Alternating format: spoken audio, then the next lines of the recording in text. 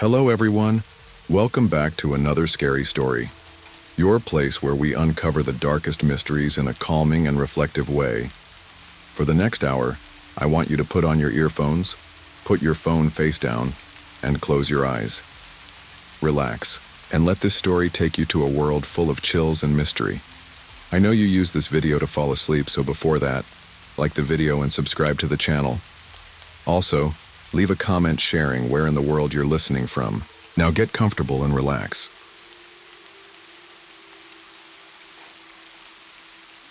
The house was perfect, or at least that's what I told myself. It was an old two-story cabin near a quiet lake, surrounded by dense woods. A little isolated but peaceful. The rent was suspiciously cheap, which should have been a red flag, but I wasn't in a position to be picky. I had just gone through a messy breakup and needed a place to start over. When I saw the listing, it seemed like a fresh start. The town was small, barely on the map, and the locals weren't exactly welcoming. They weren't hostile, just reserved. Whenever I mentioned the house, their expressions would shift. Tight smiles, cautious glances. At the grocery store, an older woman at the register paused when I told her where I'd moved. "You're staying at the old Mercer place?" Her tone was light, but her fingers twitched as she bagged my groceries.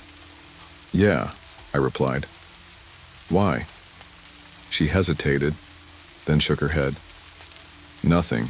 Just the fog gets bad out there." I didn't press further. The house itself was old, but sturdy. The wooden floors creaked, the paint was peeling in places, but it was livable. The real issue was the dampness. No matter how many windows I opened, the air felt heavy, like moisture clung to everything. And every evening, without fail, the fog would roll in from the lake, thick and white, swallowing the trees. By my first week, I had convinced myself it was just a normal house. The strange looks from the townspeople, the uneasy feeling in my gut, it was just paranoia. That was until the 7th night. That was when I first saw it. It started with a noise. I had been sleeping lightly, the way you do in an unfamiliar place, when a soft tap, tap, tap pulled me from sleep. I groggily reached for my phone, 3:12 a.m. The noise came again. I turned toward the window, half expecting to see a tree branch swaying in the wind, but there was no wind. The night was completely still. Then I saw it. A figure stood just beyond the glass. My brain struggled to process what I was looking at. The fog was dense, but through it, I could make out the shape of a person, tall, unmoving, facing my window. It was just standing there, watching. I sat, frozen, my body paralyzed between fear and disbelief. My rational mind screamed for explanations. Maybe it's a hiker, a lost traveler. But no one should have been out here this late. The figure didn't move. It didn't knock. It didn't call out, just stood there. I slowly reached for my phone, intending to turn on the flashlight. But before I could, the figure stepped back into the fog and disappeared. The next morning, I tried to tell myself I had imagined it. But when I stepped outside to check, my stomach dropped. There were footprints in the mud beneath my window. Deep, distinct footprints leading toward my house, but none leading away. The next night, I locked every door and window.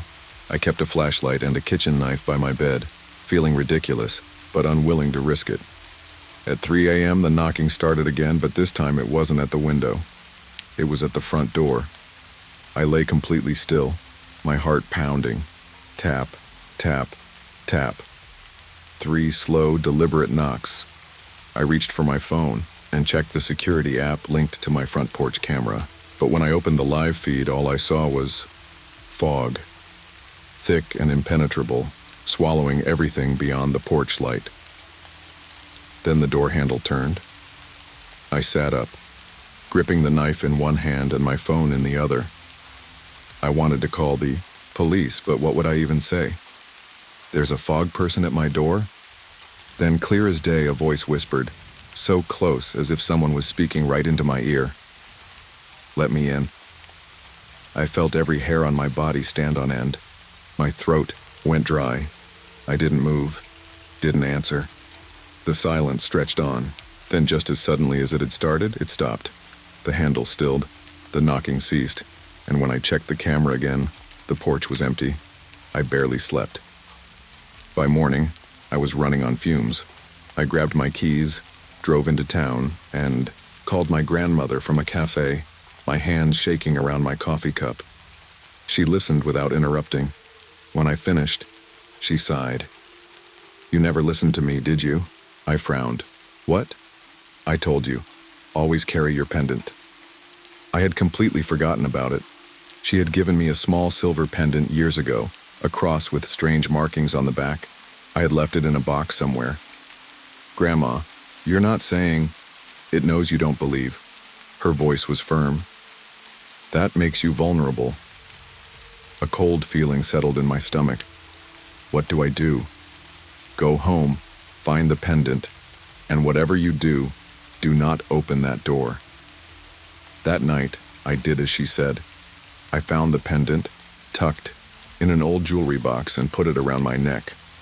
At 3 a.m., I woke to the sound of something inside my house. The fog was heavier than ever, curling in from under the doors. The air was ice cold, and then I heard it. Let me in. Not from outside. From the corner of my room. I turned my head slowly. Through the thick fog, I could see a shape.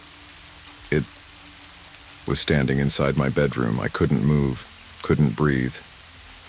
Then, as my fingers clenched around my grandmother's pendant, the figure let out a sound, a deep, guttural screech that rattled the windows. The fog recoiled from the pendant like it had been burned, and just like that, it vanished. The next morning, I left that house and never went back. The landlord didn't ask why. Maybe he already knew. I don't tell this story often, but every time the fog rolls in, I make sure my doors are locked, because I know it's still out there and it's waiting.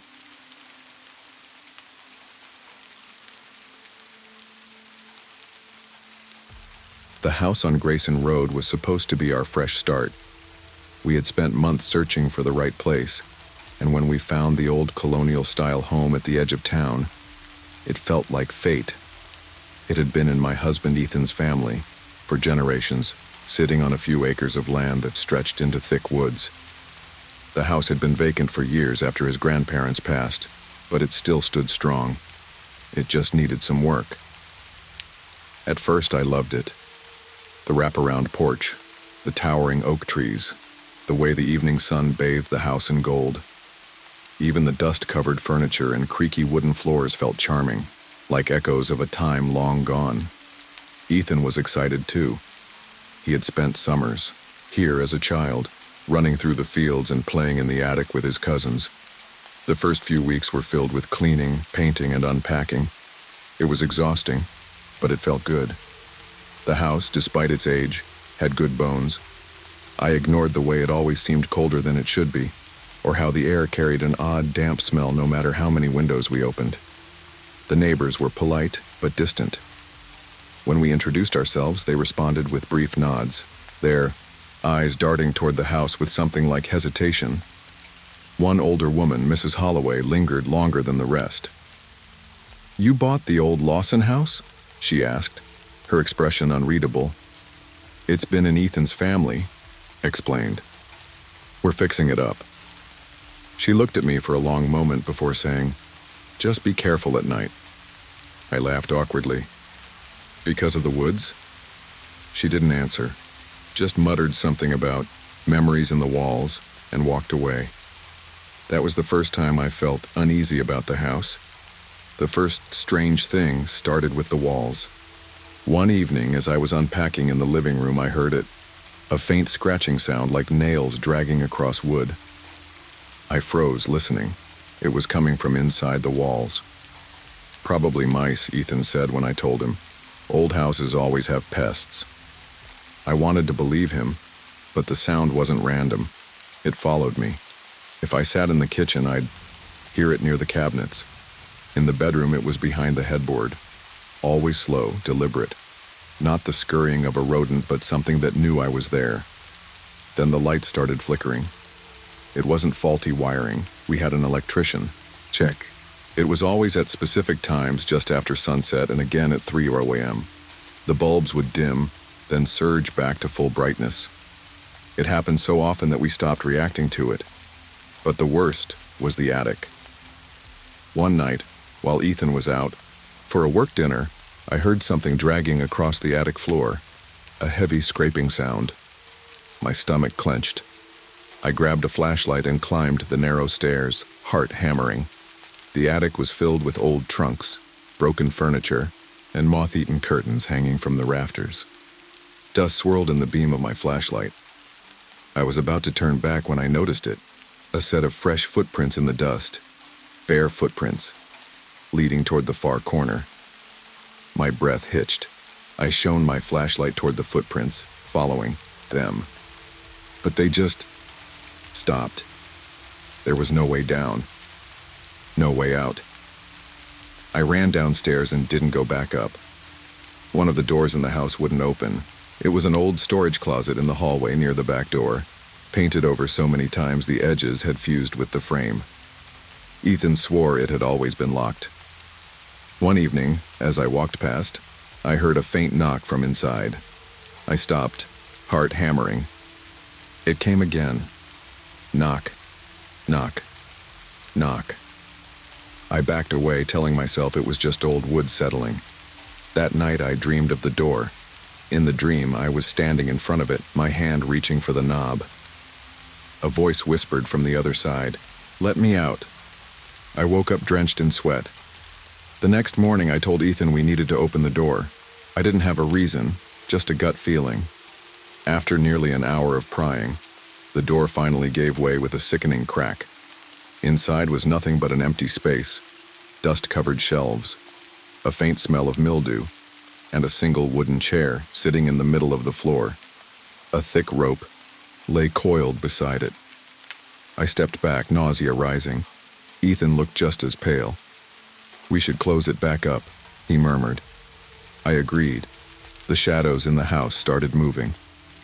At first I thought it was my eyes playing tricks on me, but one night as I was getting ready for bed I saw him. A man, standing in the hallway, facing our bedroom door.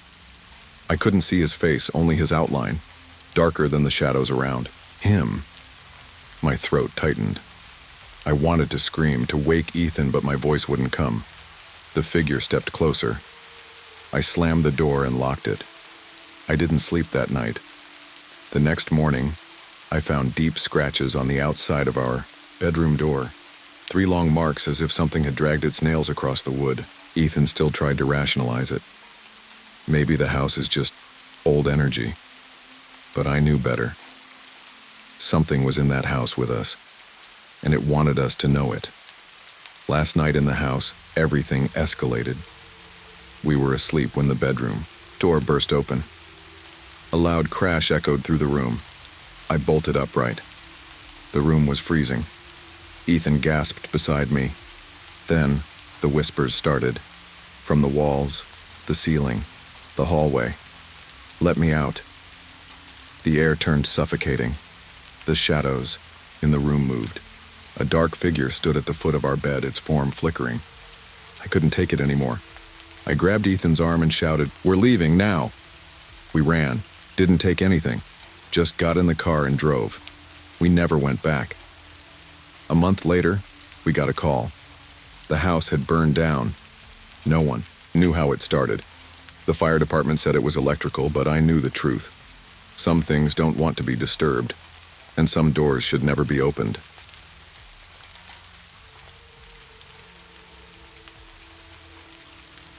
Moving into the house on Lombard Street felt like a fresh start. My parents had spent years saving up, and this was their dream. A spacious, colonial-style home in a quiet suburb just outside Chicago. Compared to our cramped apartment in the EI city, it felt like a mansion. My dad, Ethan, was especially excited. "This house has history," he kept saying as we walked through the empty rooms. "Good bones, solid structure." My mom, Claire, loved the big kitchen and the backyard, already making plans for a garden. And me, I was just happy to have my own room. The house had been empty for a while, but that didn't seem strange. Old houses go on and off the market all the time. What was strange was the way the neighbors reacted when we told them where we were moving. The first time I noticed it was when my dad was chatting with Mr. Calloway, the old man who lived next door. He had lived on Lombard Street for decades, seen families come and go. "You're the new owners?" he asked, eyeing the moving truck in our driveway. "Yes, sir," my dad said, trying to get settled in. Mr. Calloway hesitated, then sighed. "People don't usually stay long in that house." Dad laughed. "Old houses always have stories, right?" The older man didn't smile. "Just be careful at night." It was such an odd thing to say. My dad brushed it off, but his words stuck with me. The first night in the house, everything was still. Too still. Our apartment had been filled with city noise. Honking cars, people shouting, sirens in the distance. Here it was silent. A kind of silence that made the air feel heavier. As I lay in bed staring at the ceiling, I heard it. A soft creak outside my bedroom door. I held my breath. The sound was slow, deliberate, like someone walking.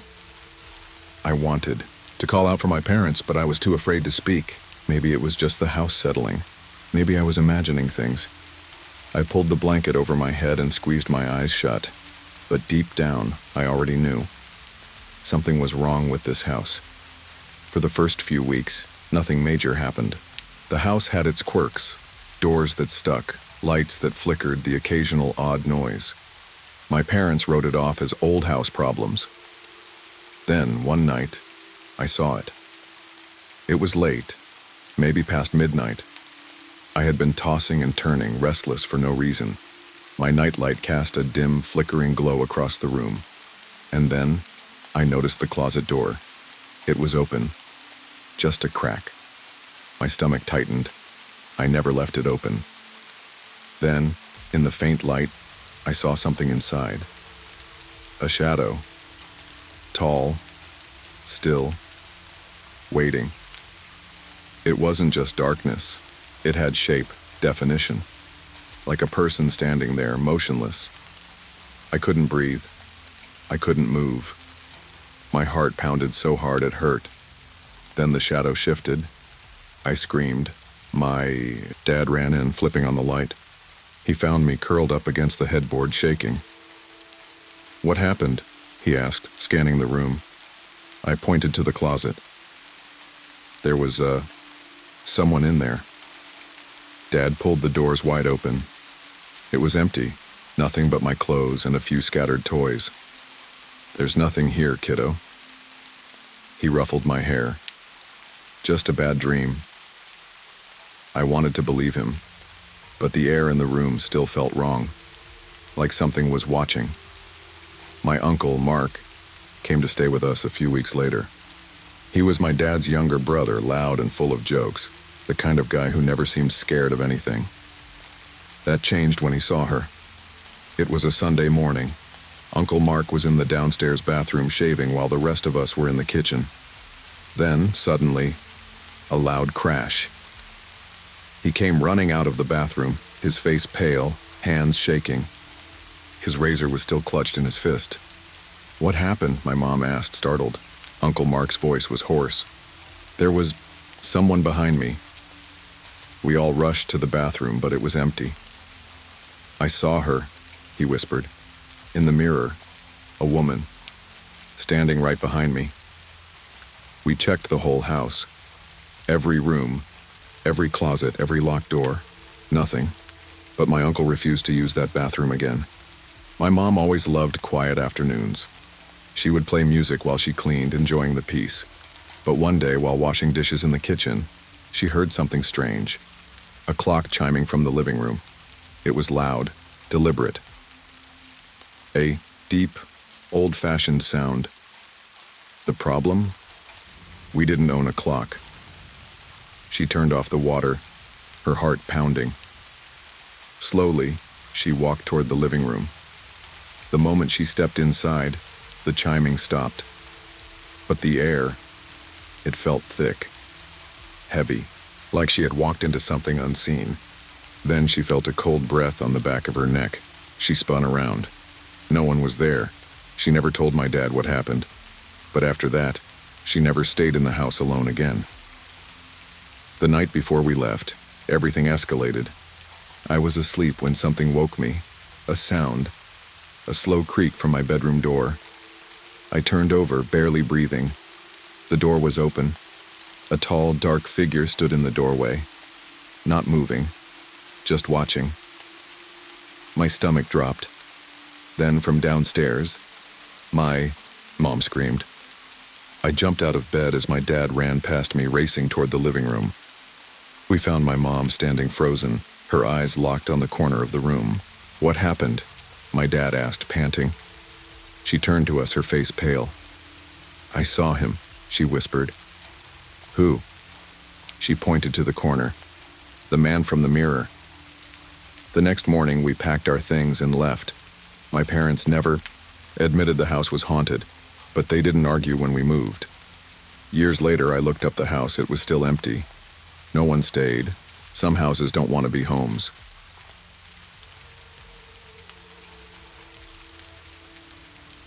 I never believed in ghosts. I enjoyed scary stories as much as anyone, but they were just that. Stories. Movies could be unsettling, but the fear faded when the credits rolled. There was always a logical explanation for things. Until I moved into my new apartment. It was a one-bedroom unit on the third floor of an old building in Philadelphia. The rent was suspiciously cheap, which should have been a red flag, but I was on a tight budget. The place had charm, high ceilings, old wooden floors, and large windows that let in plenty of light. It was outdated, sure, but I didn't mind. The landlord, an older woman named Mrs. Howard, handed me the keys with a tight smile. "It's a good place," she said, hesitating for a second. "Just keep the curtains closed at night." I frowned. "Why?" Her lips pressed together. "It's just better that way." I almost laughed. It sounded like an old superstition, but I nodded anyway. Got it. That first night, the apartment was eerily quiet. I was used to the constant hum of the city, sirens, people talking, cars passing by. But here the silence was dense, pressing, like a blanket over everything. I unpacked a few boxes, made some ramen, and sat on the couch scrolling through my phone. I told myself the weird atmosphere was just nerves from being in a new place. Then at 3:12 a.m. I woke up. I didn't know why at first. My room was dark except for the faint orange glow from the streetlight outside. My heart was pounding, but I wasn't sure what had startled me. Then I noticed the closet door. It was open. I was sure I had closed it before bed. I sat up slowly, my pulse hammering. The door was open just a few inches, revealing nothing but pitch-black darkness inside. I stared at it, trying to convince myself that maybe I had forgotten to shut it all the way.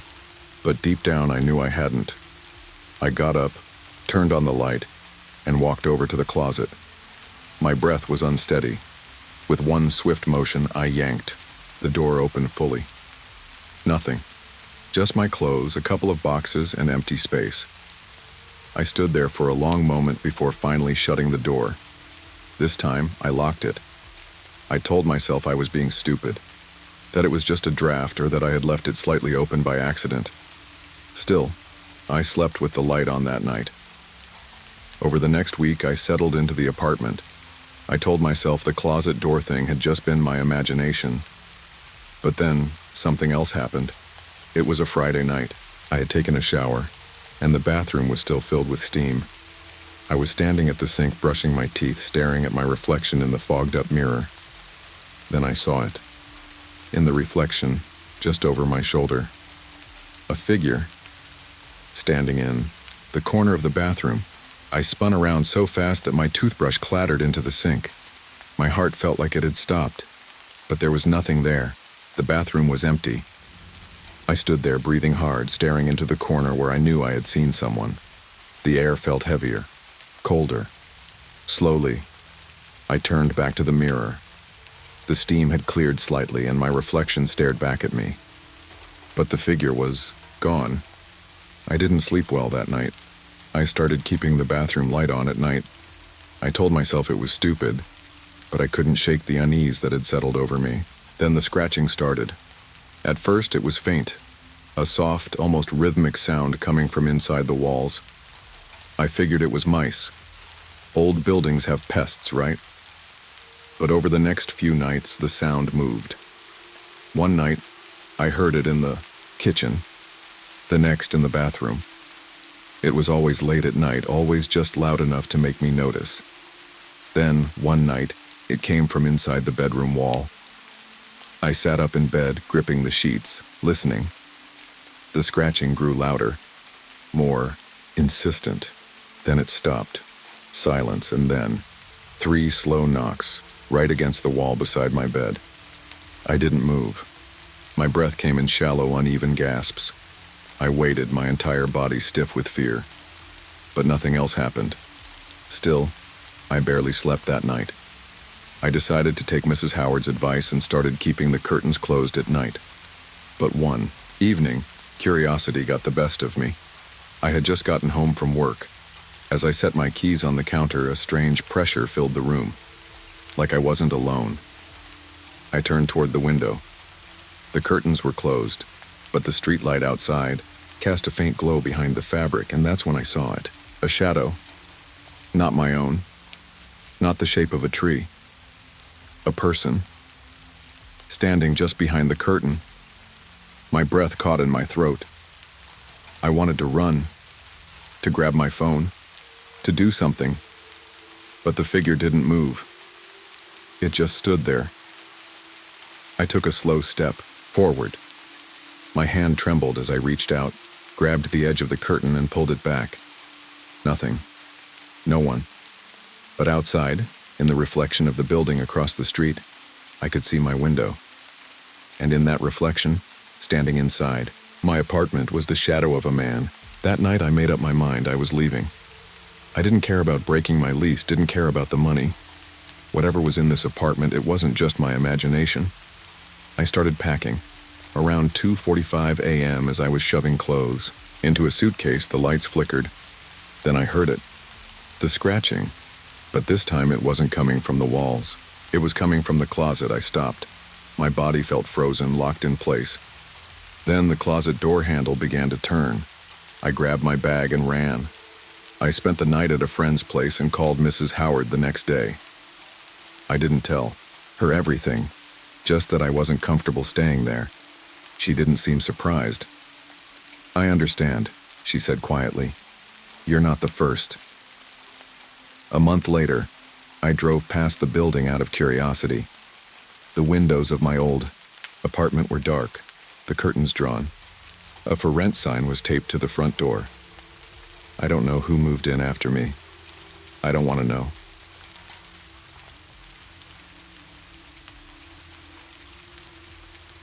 Running has always been my way to clear my head. No matter how stressful my shift was at the coffee shop, no matter how exhausted I felt, a few miles on the trail always helped me reset. Blackwood Park had been my routine for almost a year now. The paved path curved around a man-made lake, lined with thick oaks and sycamores, their branches stretching over the water like skeletal fingers. It was peaceful, familiar, safe. At least it used to be. I had lived in Marlow, North Carolina for about 3 years. It was a quiet town, one of those places where people still waved at each other and cars slowed down to let pedestrians cross. It wasn't exciting, but I liked it that way. My days were predictable. Open the shop at 6, serve the morning rush, stock shelves, clean tables, and close up by 4. By 5, I was at Blackwood Park, stretching on the curb before my run. That evening was no different. The air smelled like damp leaves, the pavement still wet from the rain earlier in the afternoon. There were a few other people around. An older man walking his dog, a group of teenagers throwing a frisbee, a woman sitting on a bench reading. Everything felt normal, until I saw him.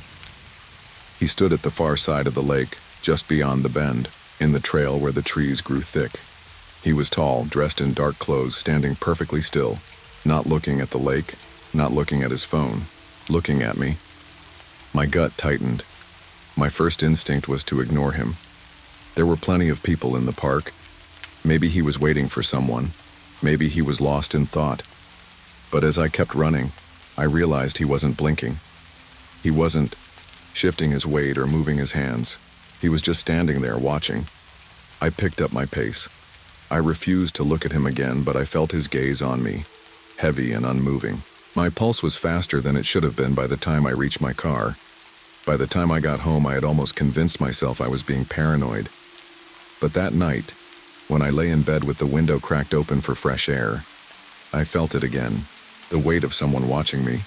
I debated skipping my run the next day. The idea of going back made my stomach twist, but I refused to let fear dictate my life. It had been a long day at work, and I needed to clear my head. So I went. The sun was setting by the time I reached the park, casting golden light over the water. A few joggers passed me with quick nods, their shoes slapping against the pavement. I inhaled deeply, trying to focus on the rhythm of my breath. Then I reached the far side of the lake, and he was there, standing in the exact same spot, watching me.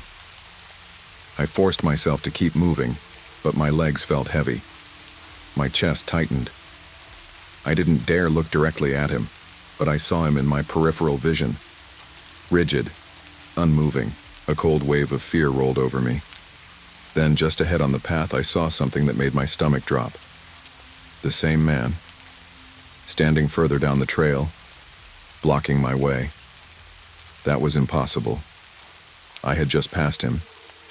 There was no way he could have gotten ahead of me. Panic surged through my body.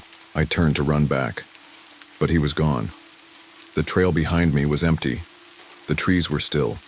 The air was eerily silent, no birds chirping, no leaves rustling. I sprinted back to my car, heart hammering, legs burning. That night I locked my doors and pulled my curtains tight. For the first time in my life, I felt afraid of my own windows.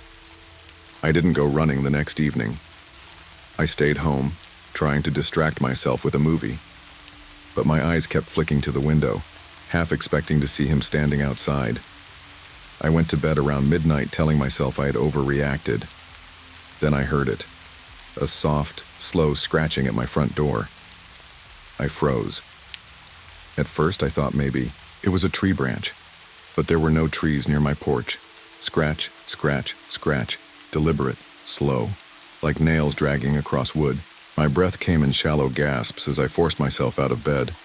The floorboards creaked beneath my bare feet as I tiptoed toward the door, heart pounding. I hesitated before looking through the peephole.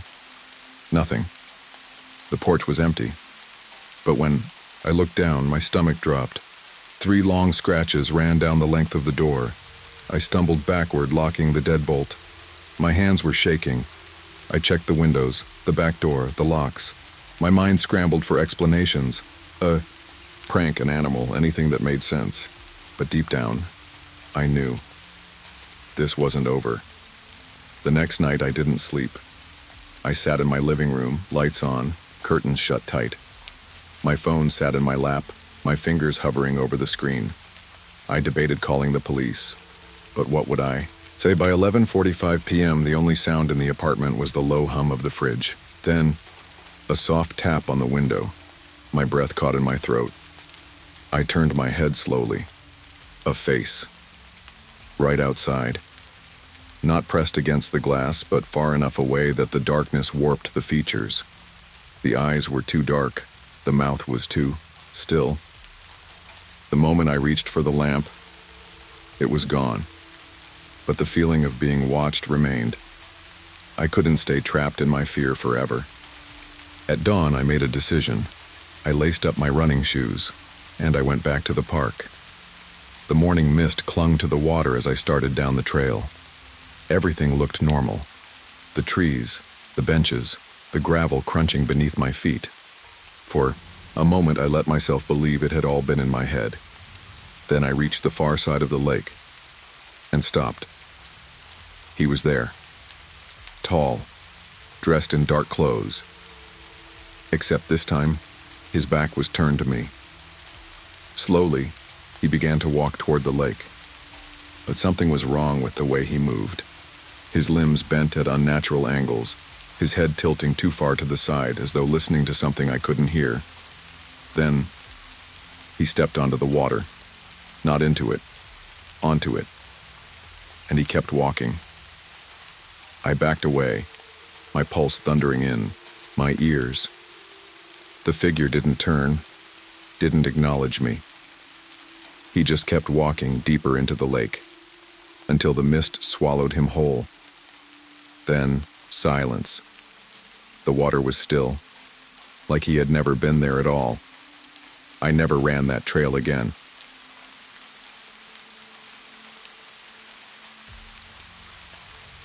I had been babysitting since I was 16. It was easy money and I had never had any bad experiences. That changed on a rainy Friday night in Seattle when I took a last-minute babysitting job for the Martinez family, a quiet couple with 2 kids, Lucas, 7, and Mia, 5. I arrived at 6:30 p.m., shaking off the cold drizzle as Julia let me in. The house was warm and smelled of vanilla candles. It was a classic Seattle home, 2 stories, old wood floors, a cozy but slightly outdated kitchen. Everything seemed normal, but there was something about Julia that felt off. She hesitated before leaving, chewing her lip. If Lucas talks about the man, just ignore it. I frowned. The man? Mark forced a chuckle. It's just a phase. He has an imaginary friend. I nodded, pretending not to. Noticed the way Julia's hands trembled as she buttoned her coat. They left in a hurry and I was alone with the kids. Dinner was easy. Grilled cheese and tomato soup. Lucas barely spoke, just pushed his food around, while Mia chattered nonstop about her favorite princess movie. Halfway through dinner, Lucas looked up and whispered, "You shouldn't be here alone." I forced a smile. "I'm not alone. I have you two." Lucas shook his head and muttered, "That's not what I mean." A chill ran down my spine. By 8:30 p.m., I got the kids into their pajamas and read them a bedtime story. Mia fell asleep instantly, but Lucas lay awake, staring at the ceiling. I sat on the edge of his bed. "Everything okay, buddy?" His voice was barely a whisper. He doesn't like new people. I felt my stomach drop. "Who doesn't?" Lucas turned to face me. "The man in the basement." I laughed nervously. "There's no man in the basement, Lucas."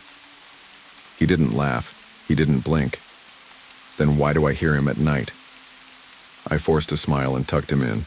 "Go to sleep, bud." I went downstairs, heart racing. I tried to distract myself with my phone, scrolling through social media. That's when I heard it. A soft creak from upstairs. I froze. Then, slow footsteps. Not a child's light steps, but something heavier, moving across the floor. I grabbed the baby monitor. The grainy screen showed Lucas and Mia asleep in their beds. Then why did I hear someone walking? I held my breath, listening. Silence. I shook my head. Old house. Wood floors. It's nothing. Then I glanced at the kitchen. The basement door was open. I was sure the basement door had been closed.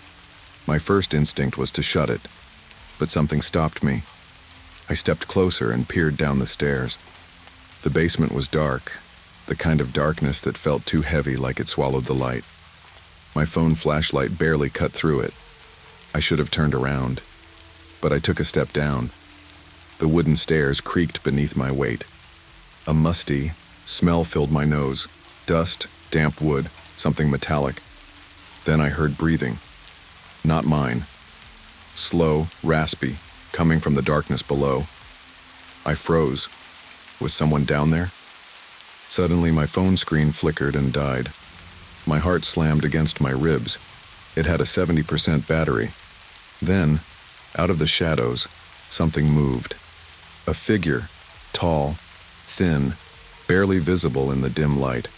My brain refused to process what I was seeing. Then it took a step toward me. I didn't think.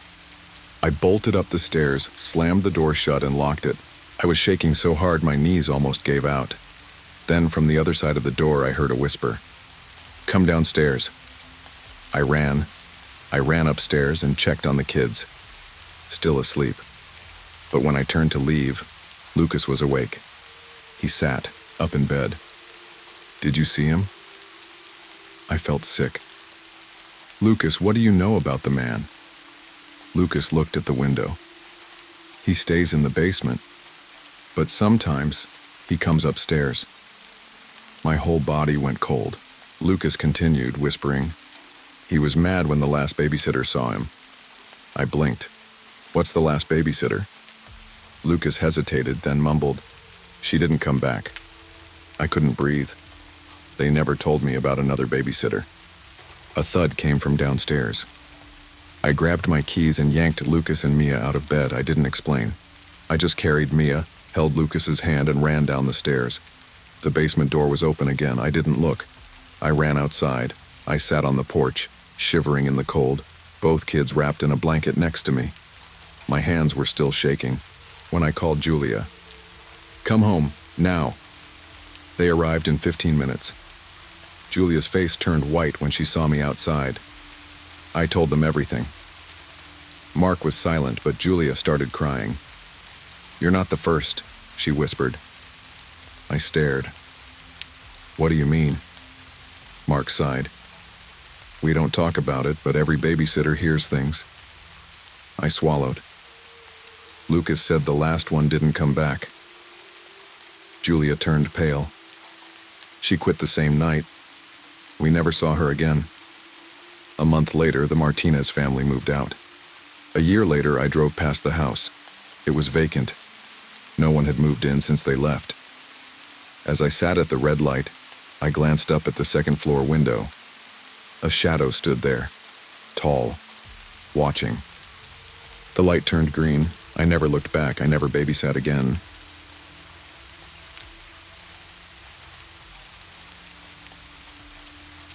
The key sticks in the lock. I jiggle it, trying not to get frustrated, but the damn thing won't turn. Mark shifts the box in his arms behind me and sighs. Try pulling the door toward you a little, he suggests. I do, and with a sharp click, the lock finally gives. The door swings open, revealing the dim, empty space of apartment 4B. The first thing I notice is the smell. Stale air, old wood, something faintly metallic, like pennies left in the sun. It's not bad exactly, but it reminds me of places that I haven't lived in for a while, places that have been waiting. Mark steps in behind me, setting the box down with a grunt. Well, he says, looking around, it's not the worst place we've lived. I force a smile. Cozy.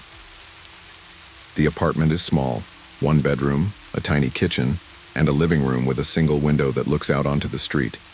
The walls are dull, off-white, the kind of color that was probably bright once but had long since been dulled by age and cigarette smoke. The wooden floors are scuffed, some boards slightly warped.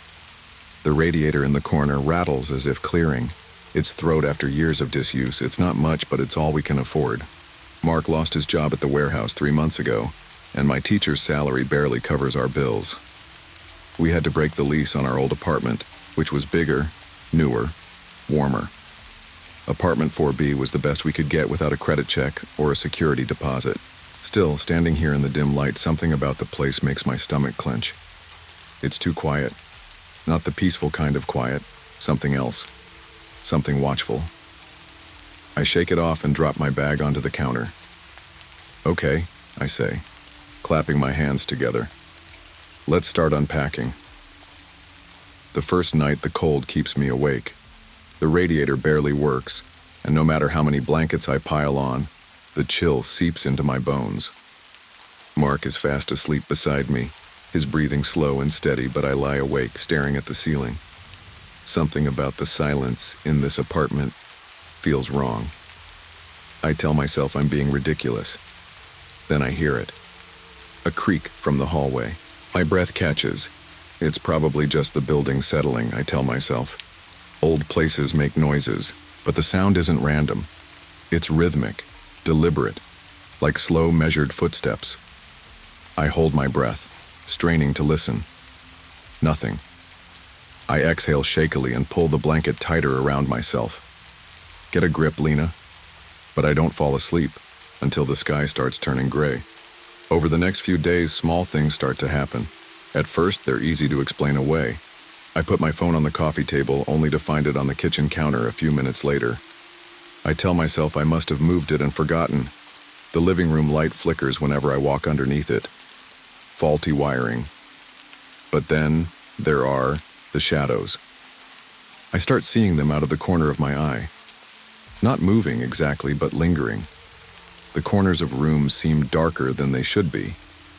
One evening, while washing dishes, I get the overwhelming sensation that someone is standing behind me. I whip around. No one's there. I let out a shaky laugh, feeling ridiculous. Losing it, Lena, I mutter to myself. But then I noticed something. The kitchen chair, the one I always push in, has been pulled slightly away from the table. Not much, just enough. I stare at it, my skin crawling. Had Mark moved it, had I? I push it back in, forcing myself to shrug it off. That night I dream of a long, dark hallway. At the end stands a man. His face is hidden in shadow, but I see the gleam of a green military belt at his waist. He doesn't move, doesn't speak. He just watches.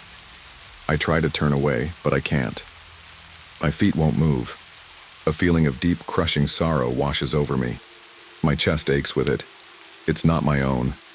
I wake up gasping, my skin damp with sweat. The room feels wrong. The air is thick, like the walls are pressing in on me. I roll over to wake Mark, but he's already sitting up in bed. He doesn't notice me at first. He's staring into the dark corner of the room, completely still. A cold shiver runs down my spine. Mark? He doesn't respond. I reach out and touch his arm. His skin is clammy. He blinks like he's coming out of a trance. There's someone here, he says softly. My stomach knots. What are you talking about? Mark's jaw tenses. He doesn't look at me. I saw him. I grip the blanket tighter. Saw who? He swallows hard, like he doesn't want to say it. A soldier. The air in the room feels impossibly heavy. My pulse thuds in my ears. Because in my dream, I had seen him too. The next morning, Mark doesn't mention what happened the night before. He moves through the apartment slowly, like he's half asleep. His eyes are bloodshot, his hair unkempt. He doesn't even bother shaving, which isn't like him.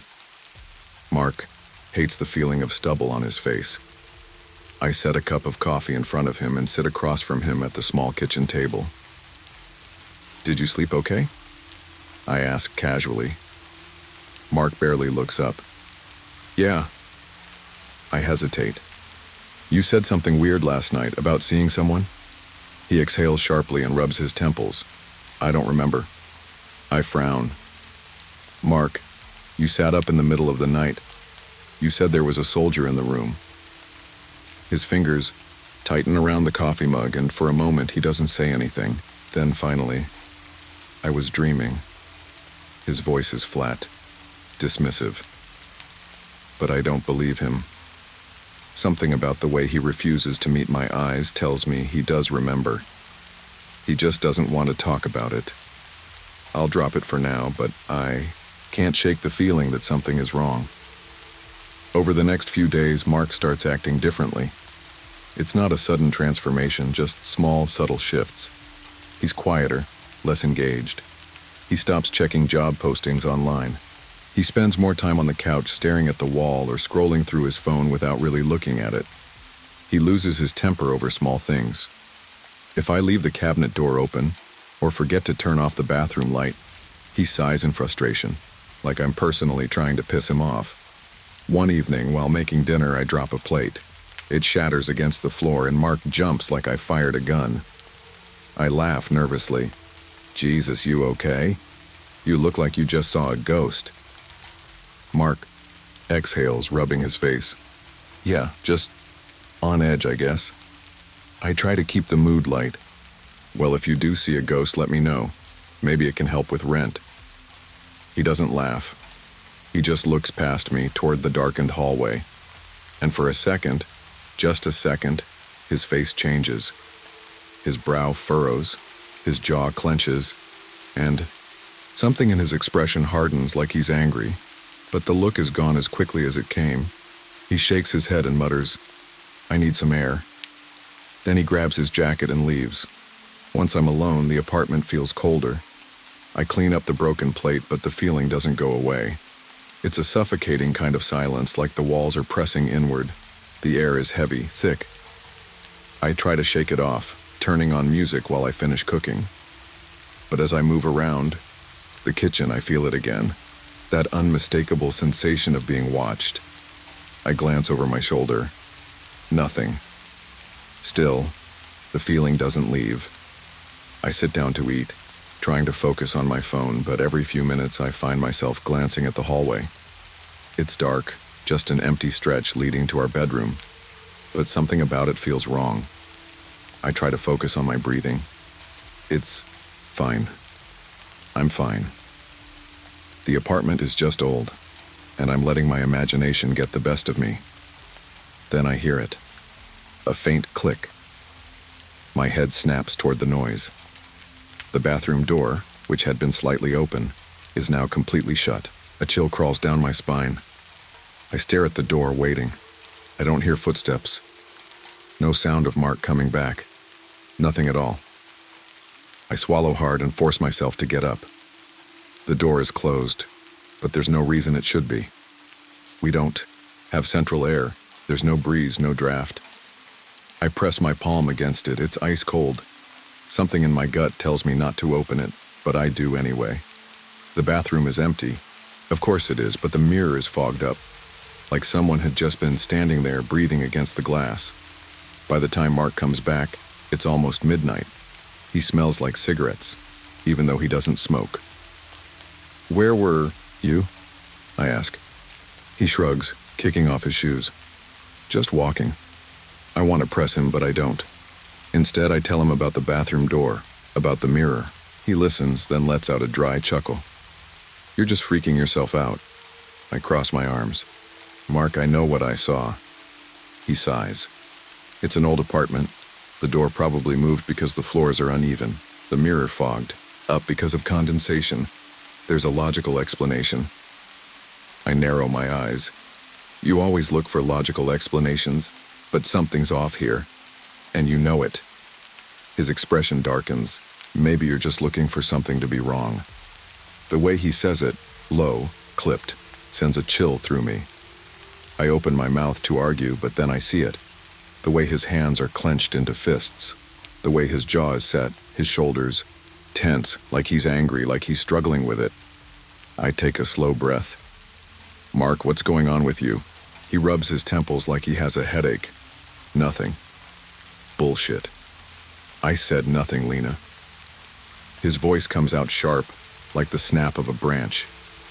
For a moment, the tension between us is thick enough to suffocate. Then, just as suddenly, the anger drains from his face. His expression softens and he runs a hand down his face. "Sorry," he mutters. "I don't know what's wrong with me. I just feel off." His words send a shiver through me, because that's exactly how I feel. I reach for his hand, and for a second he lets me hold it. But his fingers are cold, and I can't shake the feeling that something else, someone else, is sitting in this apartment with us, watching, waiting.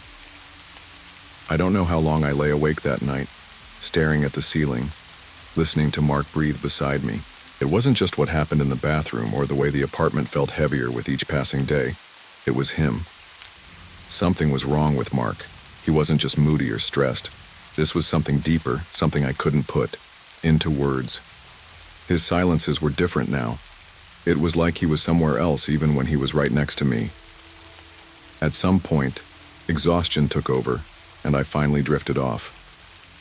I woke up to whispering. At first, I thought I was dreaming. The sound was soft, low, coming from somewhere near the foot of the bed. Mark. He was sitting up, facing the doorway, his back stiff. I couldn't see his face, just the way his shoulders rose and fell with slow, steady breaths. I blinked the sleep from my eyes. "Mark?" My voice was hoarse.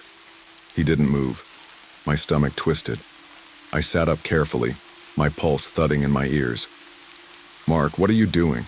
He mumbled something too quiet for me to hear. A cold wave of fear washed over me. "Babe, you're scaring me." Mark let out a sharp breath like he'd been startled awake. He turned his head slightly, but he didn't look at me. "Go, back to sleep," he muttered. His voice was strange, rough, distant.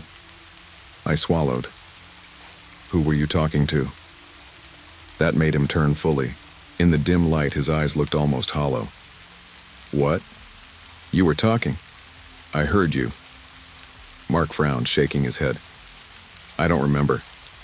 I stared at him, my skin prickling. "Mark, what the hell is going on with you?" He rubbed his face. "I don't know." He sounded exhausted, like someone carrying too much weight. "I just feel weird." "Weird how?" Mark hesitated. His fingers curled into the blanket. "I feel angry," he finally admitted. "But it's not mine. It's like it doesn't belong to me."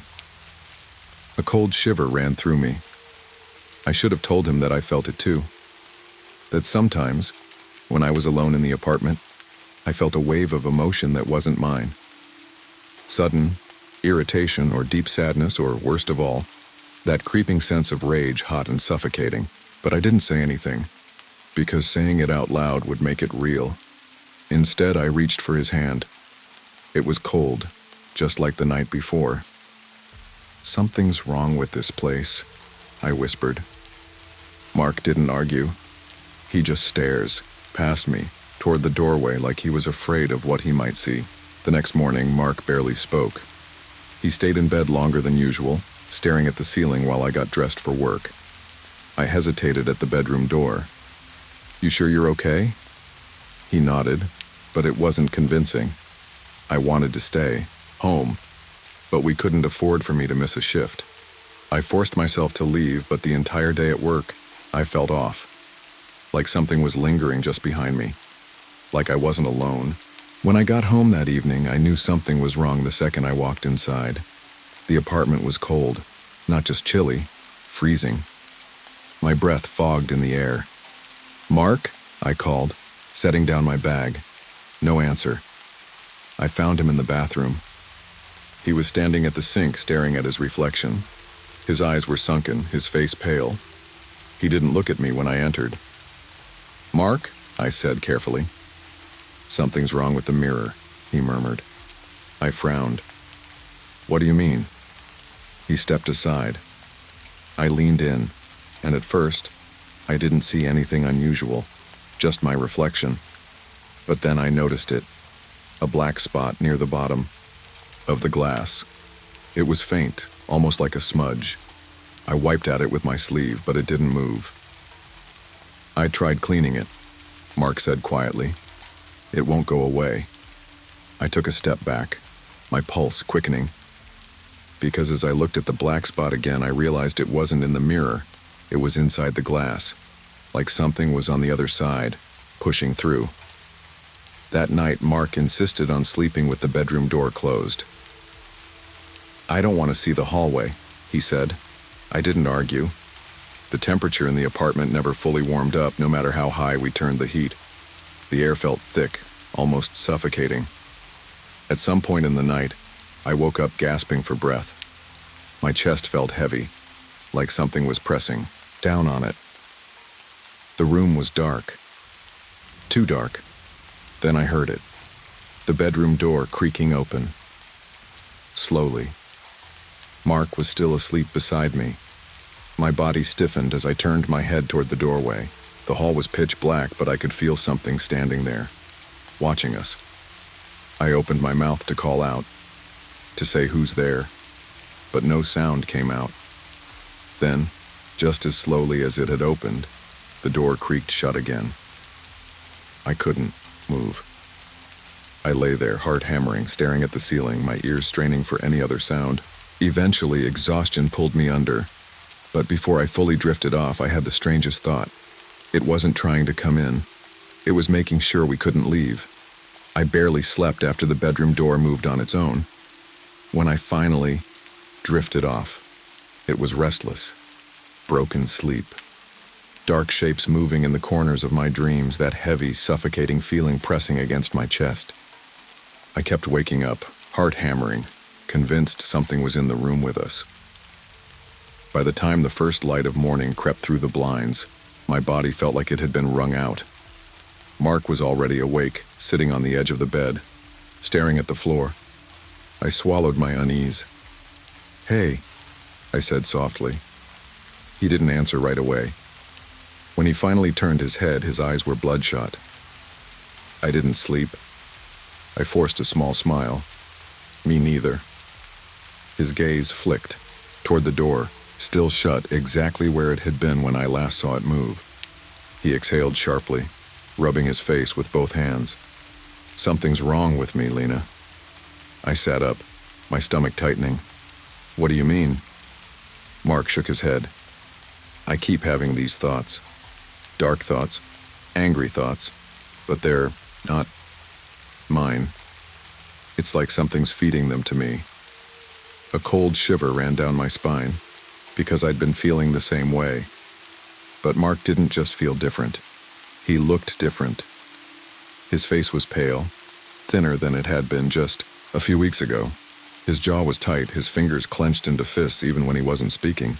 I reached for his hand. "Maybe we should stay somewhere else for a few days, just to clear our heads."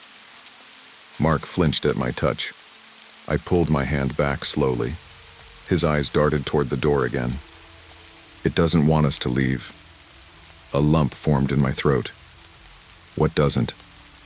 Mark hesitated, then shook his head. "Forget it." But I couldn't. Something was happening to him, to us, and I needed answers. That afternoon I left work early and went to the public library.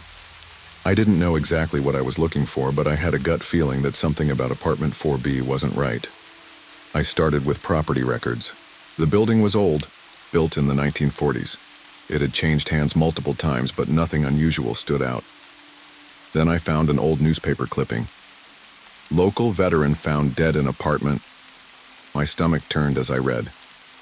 The article was dated nearly 20 years ago. A man named Harold Dunn had lived in 4B. He was a Vietnam veteran, discharged after a disciplinary issue that was never fully disclosed. Neighbors reported hearing angry shouting from his apartment in the weeks leading up to his death.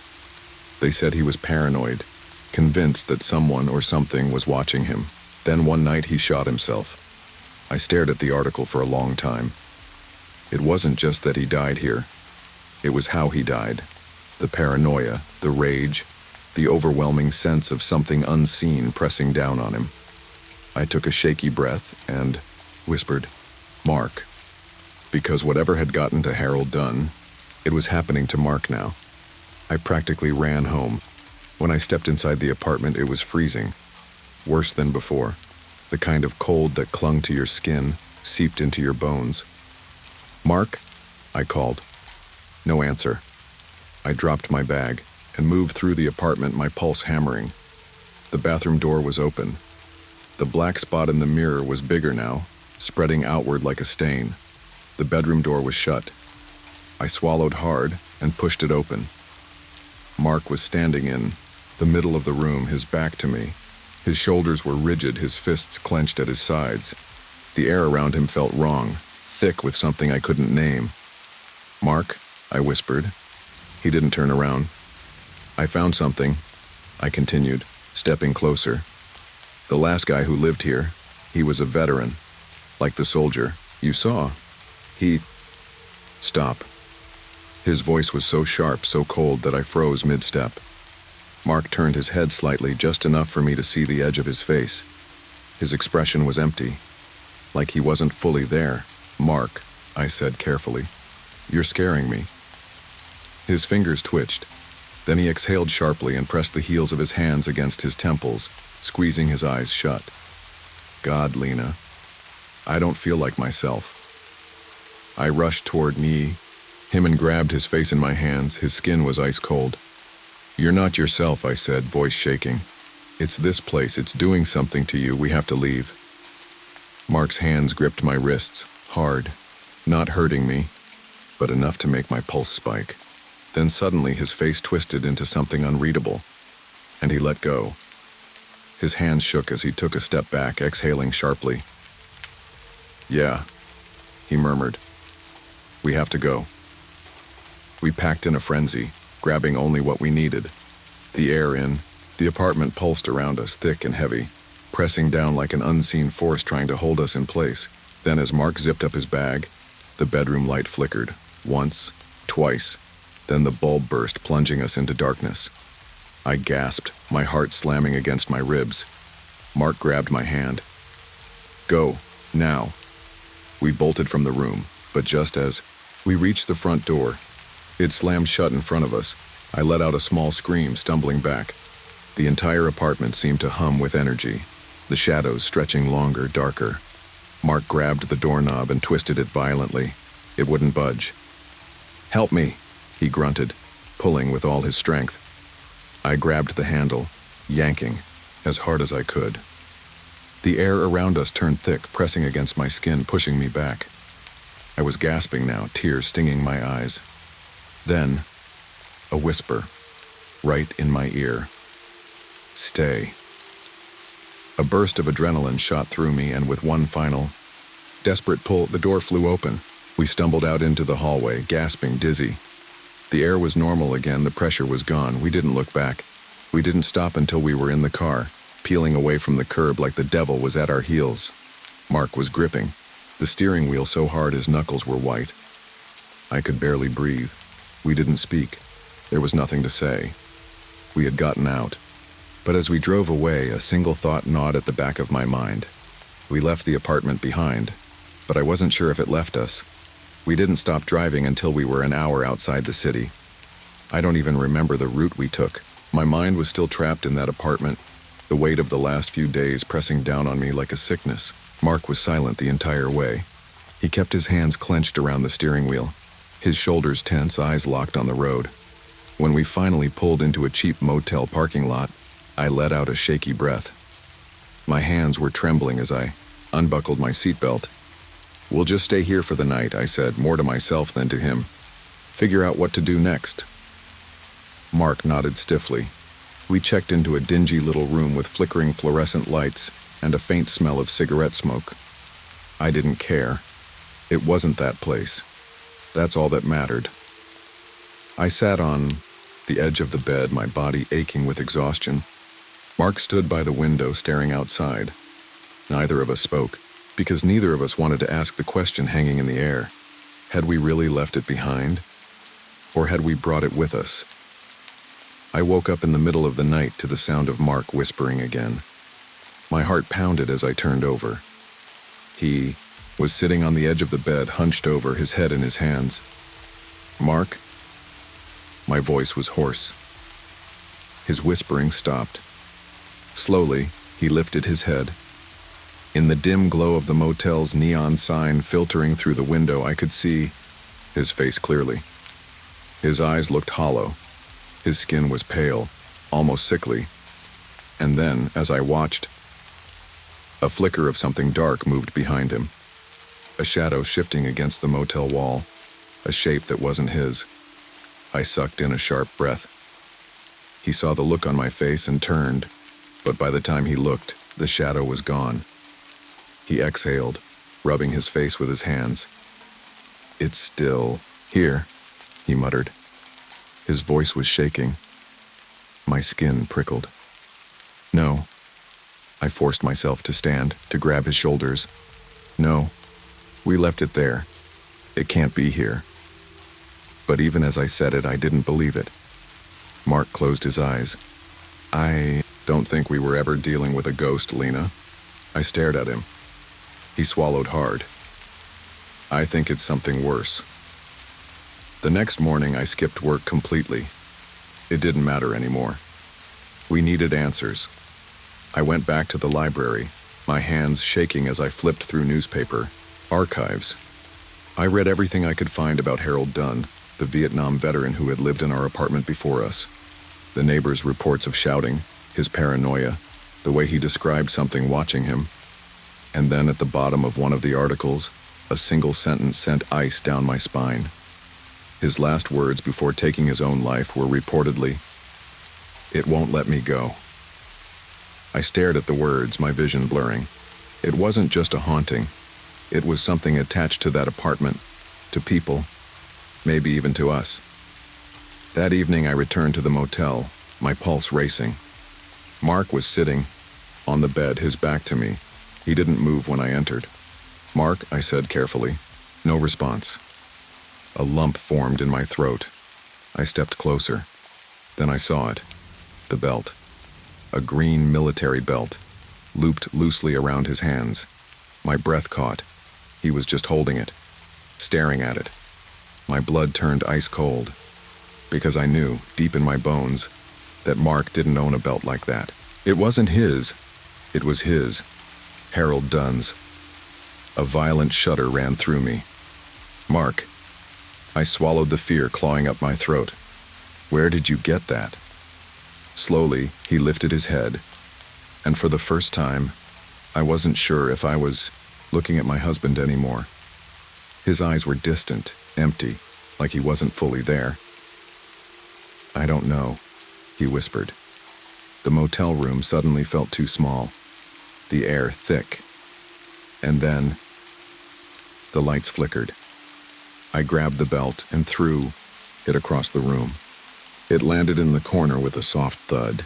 Mark flinched like he had just been snapped out of a trance. His breathing hitched. His eyes darted toward mine, wild, confused. What just happened?" he muttered, rubbing his temple. I didn't answer. I just grabbed his hand. "We need help?" I said. "Real help." The next morning, we drove 2 hours out of town to see a spiritual healer, a woman named Maria who had helped a friend of mine before. She took one look at Mark and went pale. "You have something attached to you," she said, voice grim. We already knew that. The cleansing ritual took hours. Maria burned herbs, muttered prayers, sprinkled water over Mark's head. He twitched at every touch, his body tense. Then, as she pressed her hand to his forehead, Mark jerked back violently, gasping for air like something had just been ripped from him. The room fell silent. Maria exhaled, wiping sweat from her brow. "It's done," she said. But she didn't look relieved. She looked worried. "Is it gone?" I asked hesitantly. Maria hesitated. Then finally she shook her head. "It's looking for a new home." A cold wave of dread washed over me. We left town the next day. Mark still wasn't fully himself, but he was better. The weight, the darkness, it was lighter. We never spoke about the apartment again, never went back, and for a while, we thought we were safe. Until one night, months later, when I was home alone. I stepped into the bathroom, wiping off my makeup, and then, in the corner of the mirror, I saw it. A black spot. Small, just like the one in the apartment. My breath hitched, and then behind me from the darkness of the hallway, a whisper, "Stay."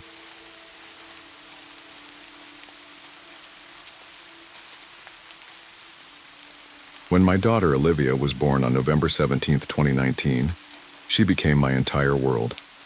She had her father's deep brown eyes and my curly hair, a tiny bundle of perfection. My husband, Jason, and I had recently bought a charming old home in Savannah, Georgia. It was everything we had dreamed of: original wooden floors, a wraparound porch, and a nursery that overlooked a beautiful magnolia tree in the backyard. The house had history. It was built in the early 1900s, and we loved its character. We spent weeks decorating Olivia's room with soft pastels, fairy tale decals, and a rocking chair I found at an antique shop. It felt cozy, safe, like the perfect place to raise a child. At first, life was blissfully normal. Olivia was a peaceful baby, sleeping well in her crib. I spent my evenings rocking her to sleep, reading from well-loved picture books. Jason worked, late most nights, so it was often just Olivia and me in the house. Then, little things started happening. At first, it was the temperature. Some nights, Olivia's nursery was unusually cold, even though the rest of the house was warm. I checked the vents, made sure the windows were shut, but nothing explained the chill. Then, there was the baby monitor. One night, I was in the living room, folding laundry while the monitor sat beside me. It crackled suddenly, static breaking through the quiet. I glanced at the screen. Olivia was sound asleep, but something wasn't right. The rocking chair next to her crib was moving. Not wildly, not dramatically, just a slow, steady sway. I stared at the screen, my breath caught in my throat. My first thought was that I'd left the window open, but I knew I hadn't. Savannah's humidity made open windows impractical. I stood up, cautiously walked to the nursery and peeked inside. The chair was still. I stood there for a long moment, listening to the silence. Olivia's slow, rhythmic breathing was the only sound. I convinced myself I had imagined it. But deep down, I wasn't so sure. A few nights later, something else happened. I was reading to Olivia, the same bedtime routine as always. I sat in the rocking chair, cradling her in my arms, flipping through the pages of Goodnight Moon. The room was dimly lit by her nightlight, casting soft shadows across the walls. Then, I felt it. A weight, soft but undeniable, pressing into the mattress of Olivia's crib. I froze mid-sentence. The sensation lasted only a few seconds before it lifted. I turned slowly, staring at the crib, but nothing was there. Olivia was still curled in my arms, oblivious. I didn't tell Jason. He was practical, logical. He'd tell me it was just exhaustion playing tricks on me. Maybe he'd be right. But I knew what I had felt. A week later, I placed Olivia on her playmat in the living room while I went to the kitchen to make her bottle. When I came back, my heart stopped. One of her stuffed animals, a small blue elephant that had been sitting on a shelf, was now beside her. I hadn't touched it. I tried to rationalize it. Maybe I had put it there earlier and forgotten. Maybe Olivia had somehow rolled toward it. But deep down, I knew better. I finally told Jason that night. "There's something in the house," I whispered after Olivia had gone to sleep. He looked at me with concern, then amusement. "You're overtired," he said, squeezing my hand.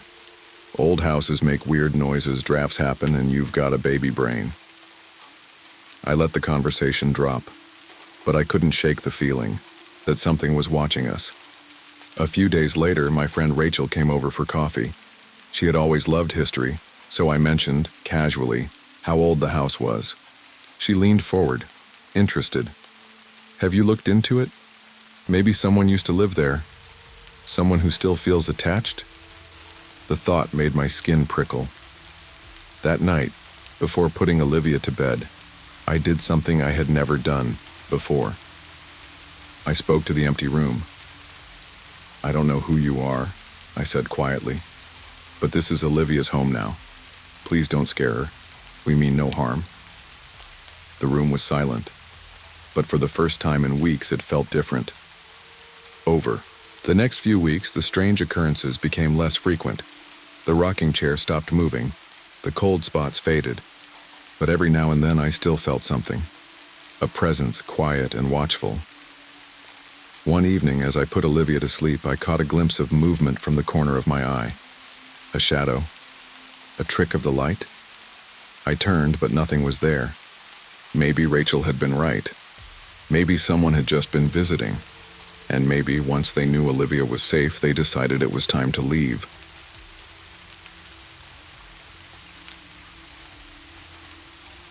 The air in Mr. Croft's office was thick with the scent of aged paper and polished wood, the kind of place where time seemed to move at its own slow, deliberate pace. I sat across from him, my hands clasped tightly in my lap, trying to suppress the growing unease creeping up my spine.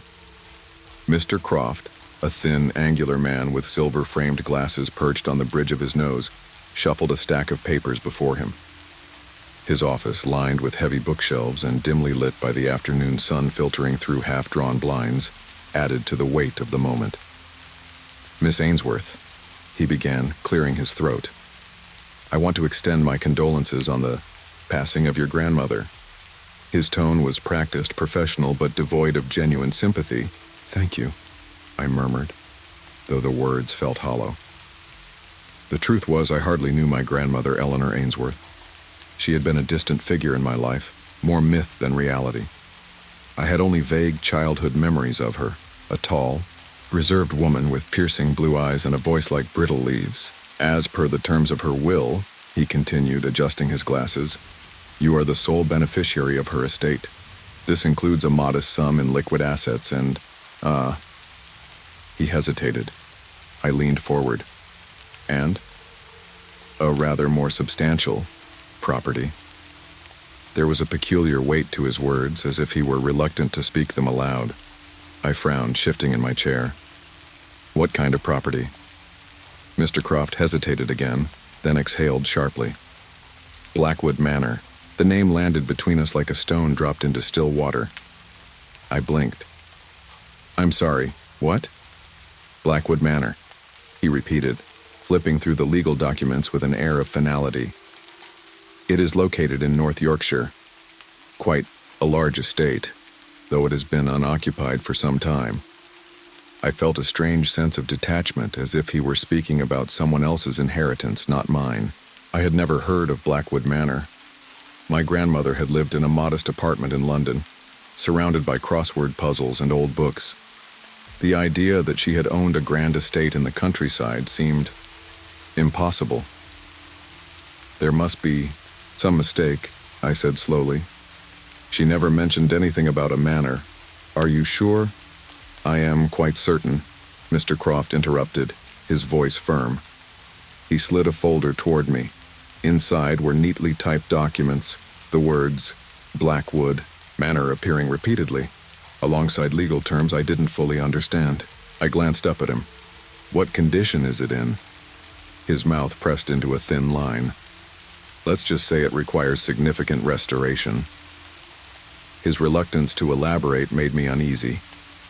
"Deterioration? You mean structurally?" He adjusted, his glasses again, clearly choosing his words carefully. "Yes, there is some structural decay. However, the property has also gained a certain reputation among the locals." "A reputation?" He sighed, finally looking me in the eye. "There are stories, Miss Ainsworth, unsubstantiated, of course, rumors of strange occurrences, whispers of misfortune surrounding the house and those who inhabit it." I scoffed, though a chill ran through me. "You're saying it's haunted?" Mr. Croft did not smile. "I am saying that people believe it is." The way he phrased it sent another shiver down my spine. I let out a slow breath, staring down at the documents. This was absurd. I had never even heard of this place, yet here I was, apparently the owner of an old, possibly crumbling, possibly haunted manor in the middle of nowhere. Still, something in me stirred at the thought. A morbid curiosity. "What happens if I don't want it?" I asked. He steepled his fingers. "You are within your rights to sell the property, of course. However, I would advise seeing it first." I hesitated, feeling the weight of the moment pressing down on me. Despite my skepticism, there was a strange pull to the idea of visiting Blackwood Manor, a need to understand why my grandmother had never spoken of it, why she had left it untouched for so long. That evening, after leaving Mr. Croft's office, I sat at my laptop, searching for any mention of Blackwood Manor. The results were scarce, but what I did find only deepened the mystery. The manor had once belonged to the Blackwood family, an old aristocratic lineage that had once wielded great influence in the region. But their story was one of decline, marked by tragedy and whispers of misfortune. A fire in the early 1900s had claimed several lives. A child had disappeared in the Yar Gardens, never to be found. Servants had left in the dead of night, refusing to speak of why. One article stood out. It was a historical account written by a local historian. It mentioned a Blackwood heir who had vanished in the 1800s, a boy named Thomas. The last line of the article sent a chill through me. Blackwood Manor has a hunger for secrets. It consumes them, leaving only whispers in its wake. I closed my laptop, my heart pounding. I should have felt ridiculous. I should have dismissed it as a local superstition, but I couldn't shake the feeling that something was waiting for me at Blackwood Manor, and I had no choice but to go find out what it was. The train ride to North Yorkshire was long and uneventful, the scenery shifting from the dense, gray sprawl of the city to rolling fields and quiet, mist-laden hills. The further we traveled, the more the landscape changed, growing, wilder and more untamed, the kind of beauty that felt ancient and unmoved by time. I spent most of the journey staring out the window, trying to convince myself that this trip was purely practical. I would see Blackwood Manor for myself, assess its condition, and decide what to do with it. That was all. And yet, an unease sat heavy in my chest. By the time the train pulled into the station, the daylight had already begun to fade. I stepped onto the platform, my breath misting in the cool evening air. The station was small, more of a relic than a functional stop, with a single bench and a rusted sign creaking in the wind. There were no other passengers. A battered old Land Rover was parked near the entrance, its headlights cutting through the mist. Mr. Croft stood beside it, rubbing his hands together for warmth. He looked relieved to see me. "Miss Ainsworth," he greeted, his voice strained against the wind. "I trust your journey was comfortable?" "As comfortable as a 4-hour train ride can be," I said, forcing a small smile. Good. We should get moving. The roads to the manor are difficult, especially after dark." The way he said it made me uneasy. Still, I nodded and climbed into the passenger seat. The interior smelled faintly of old leather and damp wool. As we drove, the town quickly disappeared behind us, replaced by narrow winding roads flanked by dense looming trees. The headlights barely cut through the fog, making the road ahead feel more like a tunnel than an open path. "The locals don't come up here much," Mr. Croft said after a long silence. "Why?" He hesitated. "They say the place is cursed." I turned to look at him. "Do you believe that?" His hands tightened slightly on the wheel. "I believe the house has a history, and history leaves its mark." I wanted to press him further, but something in his tone warned me not to. Instead, I turned back to the window, watching the landscape grow darker, the trees pressing in closer. Then, as we rounded a bend, I saw it. Blackwood Manor. It loomed atop a hill, its silhouette stark against the bruised evening sky. Even in the fading light, I could see that the building was immense, sprawling and Gothic, its gray stone exterior worn by time and neglect. Ivy crawled up its walls, gripping the structure like skeletal fingers. From this distance, the manor looked empty, abandoned, but something about it felt alive. Mr. Croft slowed the car as we approached the long, overgrown driveway. The gates were wrought iron, rusted and slightly ajar, as if someone had forced them open long ago. He parked the Land Rover just outside the entrance and killed the engine. The silence that followed was deafening. I swallowed hard. "Well," I said, my voice unnaturally loud in the stillness. "Here we are." Mr. Croft nodded but made no move to exit the vehicle. I reached for the door handle. "Are you coming in?" He hesitated. No, Miss Ainsworth. My duties end here." I frowned. "You're not even going to show me inside?" He shook his head. "I have no business in that house. I suggest you look around quickly, take stock of the situation, and return to town." The way he said, "that house," made my stomach clench. Still, I wasn't about to let his superstition, or mine, get the better of me. I stepped out of the vehicle, the cold air immediately biting at my skin. Mr. Croft followed, but only to hand me a set of old, heavy keys. His fingers brushed against mine. His skin was clammy and cold. "If you need anything," he said quietly, "I'll be in touch, but be careful, Miss Ainsworth." "Careful, miss." Before I could respond, he climbed back into the Land Rover. Within seconds, the engine rumbled to life and he was gone, leaving me alone at the foot of the long driveway. The house loomed before me, dark and waiting. I took a deep breath and started walking. The gravel crunched beneath my boots as I approached the front entrance. The manor's facade was even more imposing up close. The windows, though intact, were grimy and dark, giving no hint of what lay within. The heavy oak door bore intricate carvings, hunting scenes, noble crests, but time had weathered the details into something almost grotesque. The key felt unnaturally heavy in my hand as I fitted it into the lock. For a moment, nothing happened. Then, with a deep, reluctant groan, the door swung open. A wave of stale cold air washed over me. The house had been sealed for so long that it carried the scent of time itself. Dust, aged wood, something damp and faintly metallic. I stepped inside. The grand entrance hall stretched before me, vast and shadowed. The only light came from the last traces of twilight filtering through the stained glass windows above. A massive staircase curled up into the darkness, its banister thick with dust. To my left, a sitting room, its furniture draped in white sheets like forgotten ghosts. To my right, a corridor leading deeper into the house, its depths swallowed by shadow. I took another cautious step forward. The floorboards groaned beneath me. Then, somewhere, deep within the manor, I heard it. A sound. Faint, almost imperceptible. A whisper. My pulse quickened. I told myself it was just the wind, or the house settling, nothing more. But as I stood there, frozen in place, the sound came again. Soft. Lingering. Almost like a voice. I turned back toward the open door, my breath shallow. The sky outside was almost fully dark now, the wind whispering through the trees. I could leave.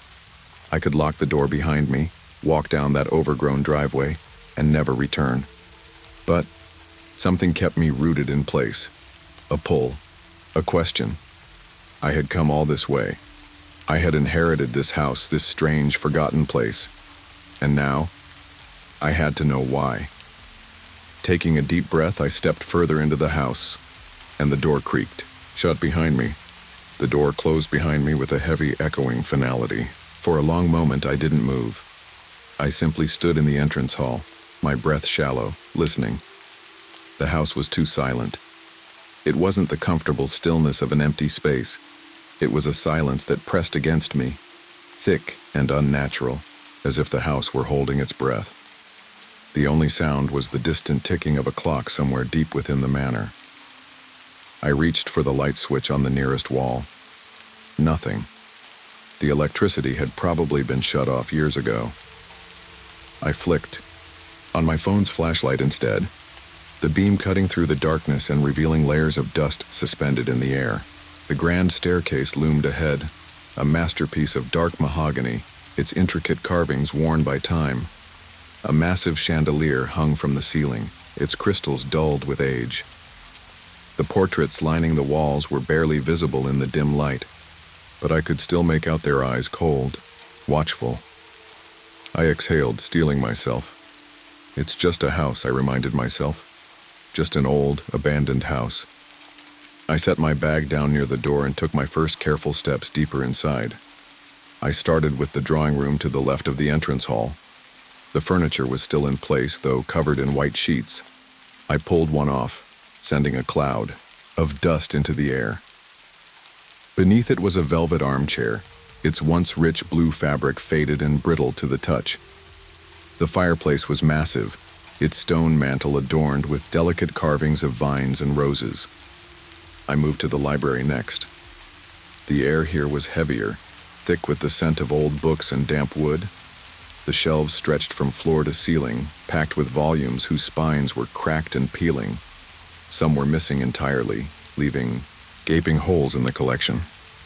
At the center of the room stood an ornate wooden desk, its surface covered in a thin layer of dust. A silver candlestick sat upon it next to an open book. I leaned in, brushing the dust away to read the title, The History of the Blackwood Line. The pages were yellowed, the ink faded but still legible. I skimmed through the contents, catching glimpses of names and dates. Edgar Blackwood, 1743-1781. Helena Blackwood, 1802-1875. The family tree continued, each generation marked with eerie consistency, Untimely deaths, disappearances, tragedies. Near the end, I found Thomas Blackwood, the heir who had vanished in the 1800s. There was only a brief mention. Disappeared under unknown circumstances. Body never recovered. My stomach tightened. I snapped the book shut, dust billowing into the air, and backed away from the desk. That was when I heard it again. The whisper. This time it wasn't just a distant murmur. It was closer. Clearer. A voice. I turned sharply, my flashlight trembling in my hand. The room was empty. Just rows of bookshelves and dust-covered furniture. But the whisper had been real. Hadn't it? I swallowed hard, pushing the thought away. The mind plays tricks. In silence. You're letting this place get to you. By the time I made my way to the kitchen, night had fully settled. I had found an old oil lamp in a cabinet and lit it, its flickering glow giving the room a strange, wavering life. The kitchen was enormous, the kind of space built for a household full of servants. A massive wooden table stood at its center, scarred with deep knife marks. The stove was an iron behemoth, rusted but intact. Pots and pans still hung from hooks along the walls, their surfaces dulled with age. I opened one of the cupboards and found china plates, neatly stacked. Despite the dust, they were in perfect condition, almost as if they had been cleaned and put away recently. A small shiver ran down my spine. I moved to the back door, testing the lock. It was rusted shut, the keyhole clogged with debris. I'd have to find another way to secure it. As I turned away, something caught my eye. Footprints. In the dust, on the floor leading toward the pantry. I froze. My own prints trailed behind me, clear and distinct, but these were different, smaller, lighter. Barefoot. I turned the beam of my flashlight toward the pantry door. It was slightly ajar. The whisper came again. Closer. I stepped forward, pulse hammering. The door creaked as I pushed it open, revealing only shelves lined with glass jars, some still, filled with ancient, unidentifiable preserves. Nothing else. But the footprints led inside, and there were no footprints leading out. A chill raced up my spine. I backed away slowly, forcing myself to breathe. Enough. I was exhausted. My nerves were frayed. I needed sleep. I made my way back to the entrance hall, grabbing my bag from where I'd left it. My room would have to wait. I would sleep. In the library, where at least I could shut a door between me and the rest of the house. I set up a makeshift bed on the old couch, using my coat as a blanket. The oil lamp flickered beside me, casting strange shadows across the bookshelves. As I lay down, my mind replayed the events of the evening. The whispering, the footprints, the book detailing the manor's dark history. The mind plays tricks in silence, I repeated to myself. But just before sleep took me, I heard it again. A whisper, this time right beside my ear. And in the dim glow of the lamp, I saw it, a small, childlike handprint smudged in dust on the floor beside me. The breath caught in my throat. My body locked in place, my heart hammering against my ribs. I didn't move, didn't breathe. Then slowly, the pages of the book on the desk flipped open on their own. I barely managed to suppress a cry. The book stopped on a page near the end, where Thomas Blackwood's name was written. But there was something new now, something that hadn't been there before. A single sentence scrawled beneath his name in faded ink. Find me. I bolted upright, knocking over the oil lamp. The flame sputtered but didn't go out. My breath came in ragged gasps. I stared at the book, my skin cold with fear. I had come here to uncover the truth. And now it seemed the house was willing to show me. I barely slept. I must have dozed off at some point, an exhausted, dreamless lapse into unconsciousness. But every creak of the house jolted me awake, my mind still replaying the whisper, the handprint, and the message scrawled in the book. Find me. By the time dawn filtered weakly through the grime-covered windows, I was already sitting upright, rubbing the exhaustion from my eyes. The library, bathed in the pale light of morning, looked less menacing now, but that didn't ease the tightness in my chest. I needed answers. and I wasn't going to find them sitting here drowning in speculation. After a quick breakfast of stale crackers from my bag, I started moving through the house with purpose. I wanted to see every inch of the manor in daylight, to familiarize myself with its layout, to separate fact from my own growing paranoia. The morning light revealed just how decayed Blackwood Manor truly was. Dust clung to every surface, thick as ash. The wallpaper, once intricate and beautiful, was now peeling in long, curling strips, revealing the bare wood beneath. Mold crept in dark veins along the ceilings, and the air had a damp, stagnant quality, like the breath of something long buried. Yet, despite its neglect, the house was still. Not empty. No, it never felt empty, but silent, as though it was waiting. I found a study just beyond the library, its large oak desk stacked with papers and ledgers, frozen in time as if someone had only just stepped away from it. The inkpot had dried to a thick black crust, the quill brittle with age. I leafed through some of the papers, finding records of estate finances, debts, and correspondence dating back over 100 years. But something caught my eye. A series of letters from Eleanor Ainsworth, my grandmother. She had never spoken of this place, had never mentioned it, never visited. And yet, there were letters bearing her name, addressed to a man named Reginald Blackwood. I read one, my breath catching in my throat. Reginald, I am warning you. This is not something that can be undone. You think you have control, but you do not. I have seen what happens when men try to bend fate to their will. Leave before it is too late. Burn it all if you must. The date on the letter was 1963. I checked the other letters, but none offered any further explanation. What did my grandmother know? What had she been afraid of? And why had she left this house untouched for so long? I moved on, searching deeper into the house. The second floor was worse than the first, colder despite the fact that the windows were intact. Some of the bedrooms had furniture still inside, the beds made, the closets filled with clothing decades out of fashion. But one room stood out. At the end of the hallway, a door slightly ajar, revealing only darkness beyond. I hesitated before pushing it open. Inside, the temperature dropped sharply, so much so that my breath fogged in the air. It was a child's bedroom, or at least it had been. The bed was small, its wooden frame carved with delicate patterns of ivy and birds. A rocking horse sat. In the corner, its painted eyes dull and lifeless. A toy soldier lay abandoned near the fireplace, its face chipped away. But the strangest thing was the wallpaper. It was different from the rest of the house. Not floral, but covered in an elaborate tapestry of illustrations, a scene of a great forest filled with shadowy figures moving between the trees. As I moved my flashlight across it, my stomach twisted. The figures had no faces. I stepped closer, tracing a hand over the faded images. A mansion, eerily similar to Blackwood Manor, was depicted among the trees.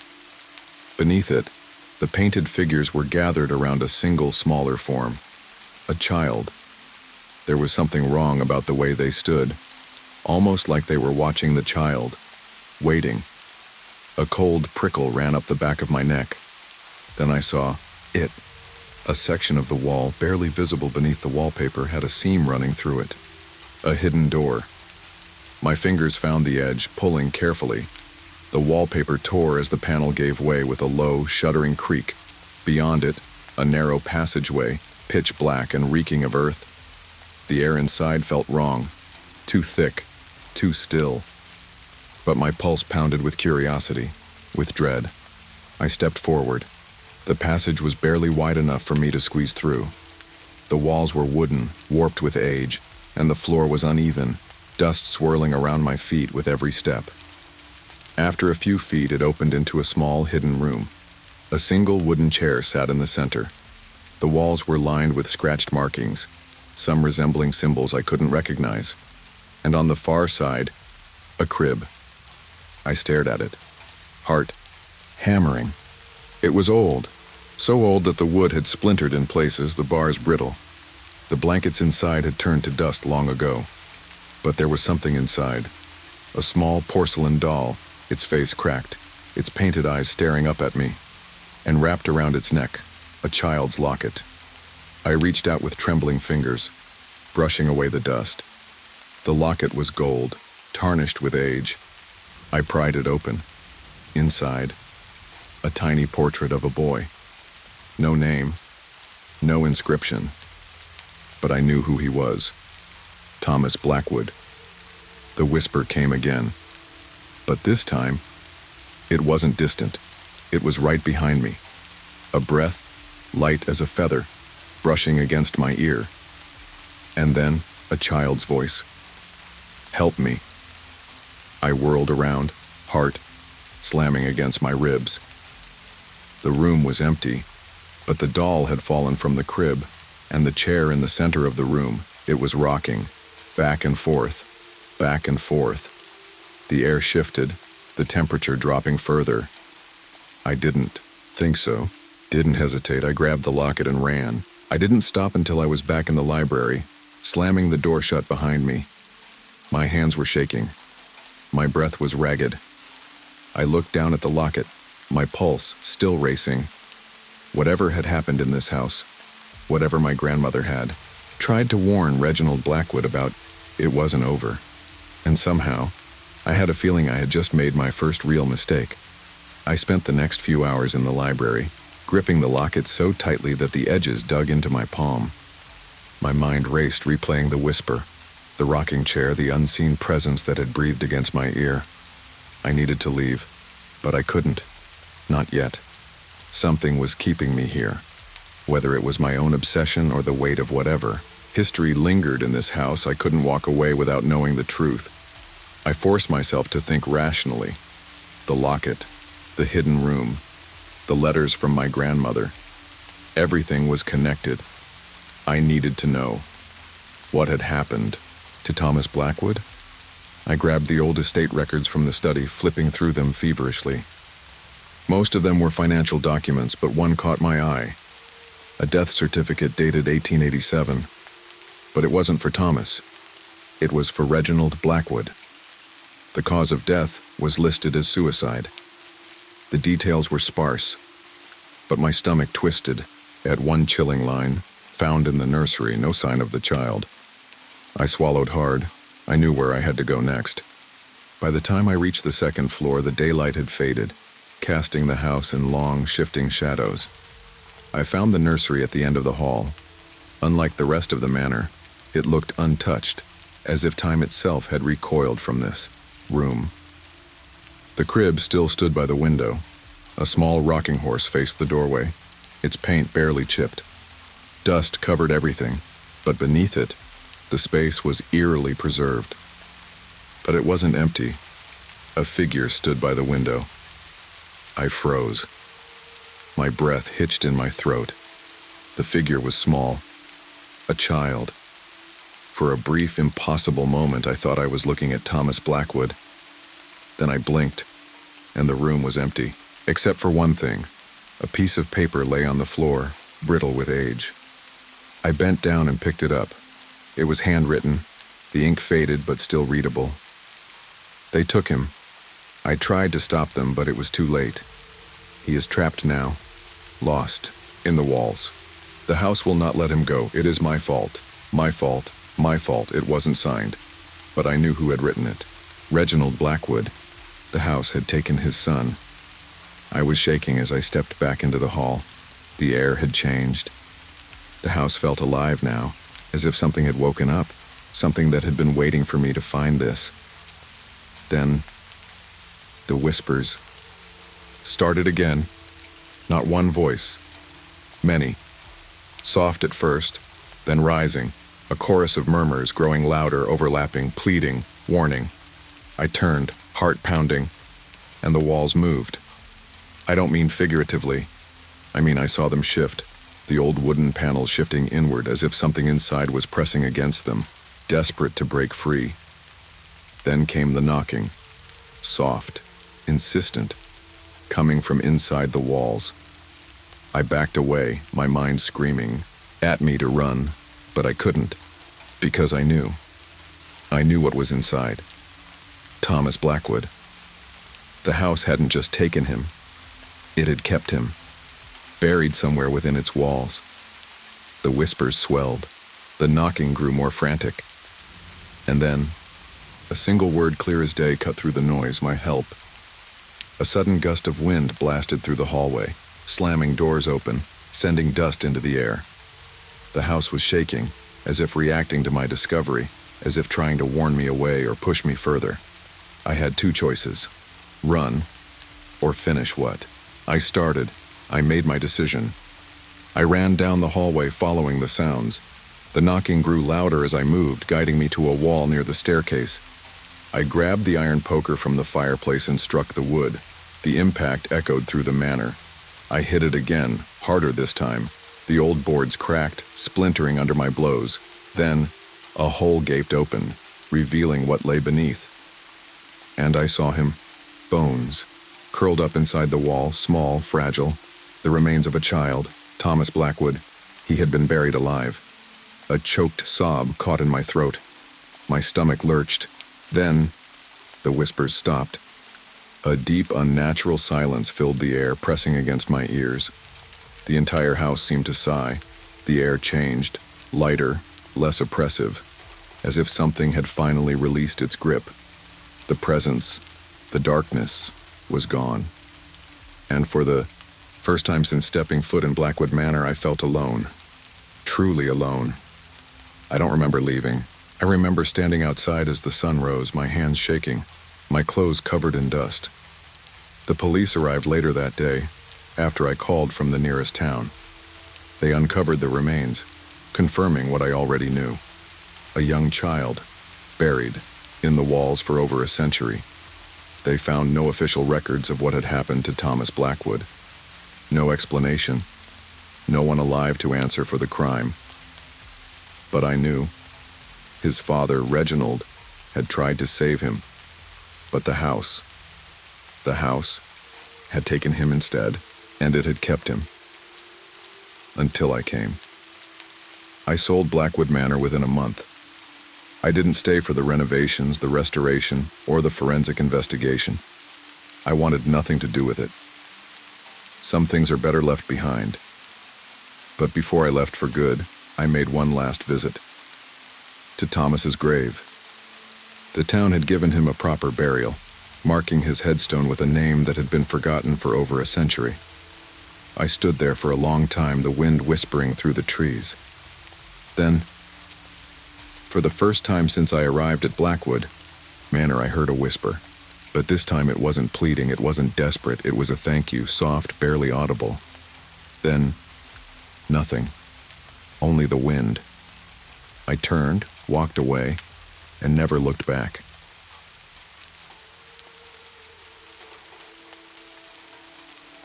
My connection to the unseen didn't begin with the Gladstone house. It started long before that, when I was just a child. I used to talk to my great-grandmother, the one who had died long before I was born. I never questioned how I knew she was there. I simply accepted it, the way a child accepts the warmth of the sun or the sound of the wind through the trees. She was a presence in my life, a constant gentle hum just beyond the edges of my perception. Sometimes I could hear her, soft, whispers as if she was trying to tell me something, but I could never quite make out the words. My parents, of course, thought it was nothing more than childhood imagination. My mother would smile indulgently and say, "She misses her great-grandma, isn't that sweet?" My father would chuckle and ruffle my hair, dismissing my stories as harmless make-believe. But it wasn't make-believe to me. I felt her just as surely as I felt the cool breeze on my skin, or the weight of my mother's arms when she hugged me. It wasn't frightening. It was comforting, like having an unseen guardian watching over me. I never questioned whether it was real until we moved to Gladstone, Oregon. The house itself was nothing remarkable.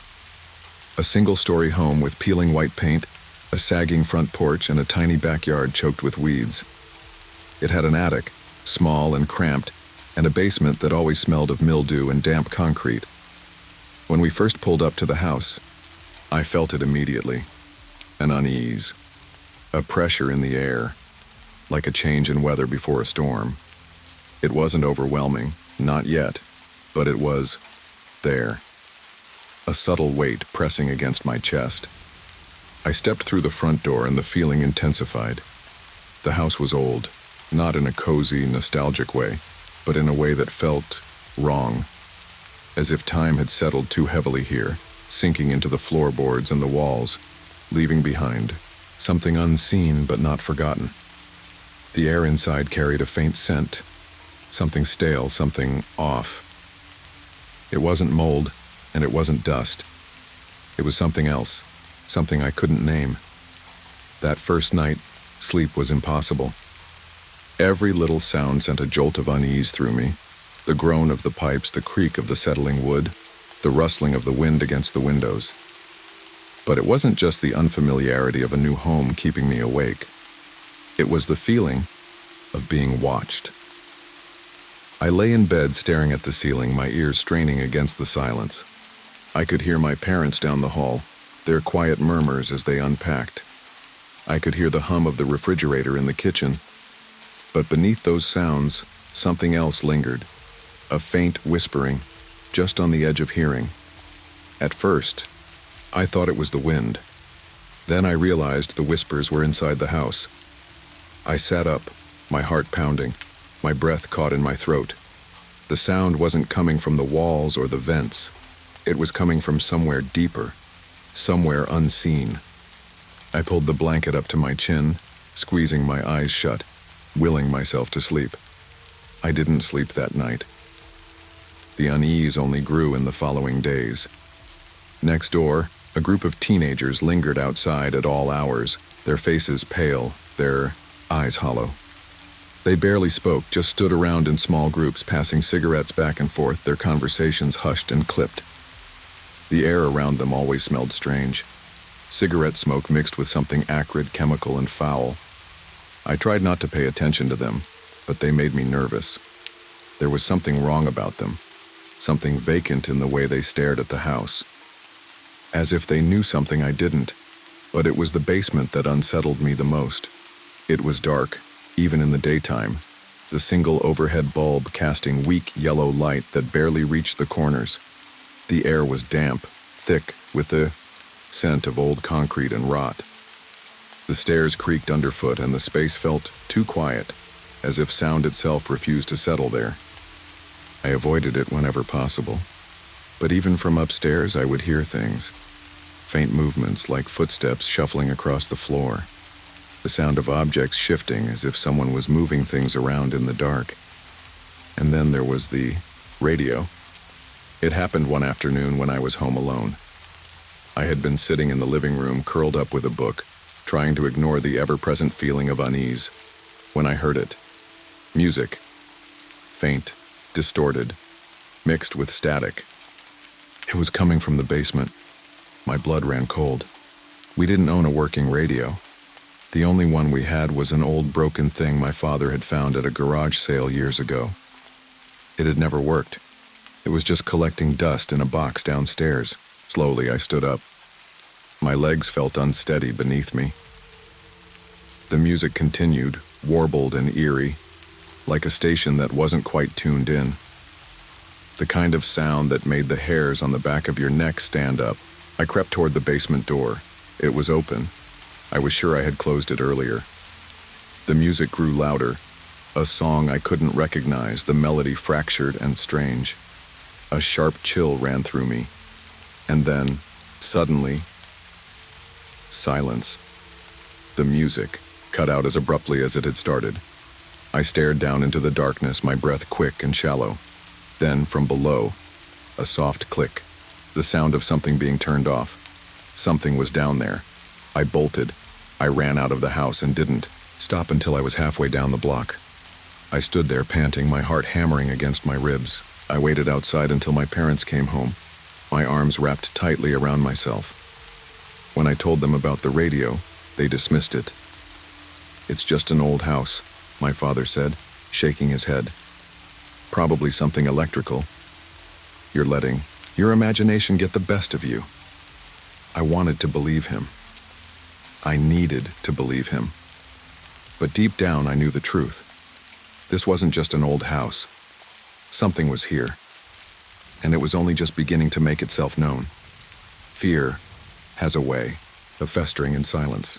The more I tried to ignore the strange happenings in the Gladstone house, the stronger they became. It wasn't just the whispers in the night or the feeling of being watched. It was the basement door that never stayed shut. The cold spots in the hallway, even when the heater was blasting. The shadows that moved in ways they shouldn't. I had to do something. At 14, I didn't know much about the paranormal, but I knew one thing. I wasn't imagining this. The fear was real. And if my parents weren't going to take me seriously, I needed to find my own answers. That's how I convinced my friends to help me. There were 4 of us, me, Julie, Mark, and Tasha. We'd been inseparable since middle school. The kind of friends who shared secrets and made each other swear on pain of death never to tell. They had all heard me talk about the house, about the strange things that had been happening. At first, they were skeptical. Maybe your house is just, old, Julie had suggested one afternoon. Or maybe it's those weird kids next door, Mark added. Maybe they're messing with you. Tasha was the only one who hesitated. You really think it's haunted? She asked. I nodded. She chewed her lip. Then, maybe we shouldn't mess with it. But despite her hesitation, she came along. That Friday night, we waited until my parents were asleep. The house was silent except for the occasional creak of the floorboards. I led them to the basement, holding a flashlight in one hand and an old candle in the other. Are you sure about this? Julie whispered as we stood at the top of the stairs. I wasn't. But I nodded anyway. We made our way down carefully, one step at a time. The basement was even colder than usual, the air thick with damp and something else, something heavy. It smelled of mildew, of earth, of something long forgotten. In the center of the concrete floor, we set up a makeshift seance. A piece of cardboard with letters and numbers scrawled in marker, a glass cup for the planchette, a single candle flickering between us. Okay, I whispered. Everyone put your fingers on the cup. We obeyed, pressing the tips of our fingers lightly against the glass. I swallowed hard. Is anyone here with us? Nothing. The candle's flame stood steady, unmoving. The darkness around us seemed to press in, suffocating and absolute. We waited. Minutes passed. Julie sighed, shifting uncomfortably. I don't think... Then the glass moved. Just a fraction of an inch, but enough to send a ripple of cold through my veins. Mark snatched his hand away. That was not me. Julie's eyes were wide, her breath shallow. Maybe we should stop. But I didn't want to stop. I leaned forward. Who are you? The planchette trembled, then slid across the board, slow and deliberate. Lerai John Edin. A leave. A sharp chill crept over my skin. Julie let out a nervous laugh. Okay, haha, funny. Who's messing around? Nobody answered. The candle flickered violently, the flame stretching unnaturally high before guttering down to a tiny, struggling ember. The basement air grew colder, like something had entered the space with us. I forced myself to speak. Why? Why do we need to leave? The planchette jerked, faster this time. Oh, die. At 10. A deep, bone-chilling cold settled over us. My breath fogged in the air. Tasha let out a soft whimper, her hands shaking. Guys, I don't think this is a good idea. Then suddenly, the planchette flew off the board, skidding across the floor. The candle went out. For a moment there was nothing but darkness. Then we heard it. A shuffle. A slow, deliberate movement in the far corner of the basement. I fumbled with the flashlight, my hands shaking so badly I could barely hold on to it. The beam of light flickered on, sweeping, across the basement. Something moved, a shadow, darker than the rest, pulling itself away from the far wall. Julie screamed. Mark cursed under his breath, grabbing my arm. We're getting out of here, now. We didn't argue. We scrambled up the stairs, our feet slamming against the wood. I reached the door first, but it wouldn't budge. Open. It! Tasha shrieked. I'm trying. I yanked on the handle with all my strength. And then, just as suddenly as it had stuck, the door flew open. We spilled into the hallway, gasping for breath. Behind us, the basement door slammed shut with a force that rattled the walls. We stood there panting, our hearts racing. For a long moment, nobody spoke. Then Julie turned to me, her face pale as death. Don't ever ask me to do that again. I didn't. But the seance had changed something. After that night, the activity in the house escalated. The basement door wouldn't stay shut. I would wake up in the middle of the night to the sound of footsteps pacing in the hallway. Objects moved on their own. The shadows grew darker, heavier, watching. And then, one evening, something new happened. I was in the kitchen, making dinner, trying to ignore the creeping sense of unease. My mother had gone out, my father was working late, and I was alone. The house was quiet, too quiet. Then, suddenly, the cabinets burst open, all at once. Every drawer, every cupboard, every single door in the kitchen flew open with a violent force. Pots and pans clattered to the floor. Silverware spilled from drawers. Boxes of food tumbled from shelves, crashing onto the tile. I froze. My breath stuck in my throat. A slow, creeping cold wrapped around my spine. And then, a presence. Behind me. I felt it, heavy and suffocating, like a breath against the back of my neck. I turned. Nothing was there. But I wasn't alone. I could feel it watching, waiting. And I knew. This was just the beginning. After the seance, the house changed. Or maybe I changed. The shadows felt heavier, more deliberate, as if something was watching, not just from the corners, but from inside the walls. The feeling of being followed, of being observed, became constant. Even when I was alone, I wasn't alone. And then came the nightmares. Every night, I would wake up drenched in sweat, my sheets tangled around me, my heart hammering in my chest. The dreams were always the same. I was standing at the top of the basement stairs, staring into the darkness below. Something was down there, hidden in the blackness, waiting, watching. I could hear breathing, slow, heavy. Then, movement, a shuffle of feet, the scrape of something dragging across the concrete floor, and then the whisper. You shouldn't be here. That was always the moment I woke up, gasping, trembling, my body still caught in the lingering grip of the dream. I stopped going into the basement altogether. I refused, but the house didn't care. It found other ways to remind me that I was never alone. One afternoon, my parents were arguing in the kitchen, their voices bouncing off the walls. They fought more often now. The stress of the move, my father's long hours at work, the constant tension in the air, it was wearing on them. I sat in my room, trying to drown it out when I heard it. A soft click, the sound of a door unlatching. I turned my head slowly, dread creeping up my spine. The basement door was open, just a crack. The hallway stretched between me and it like a yawning void. The dim light cast shadows along the floorboards, stretching toward my feet. I swallowed hard, my mouth dry, then the door creaked open another inch. I bolted.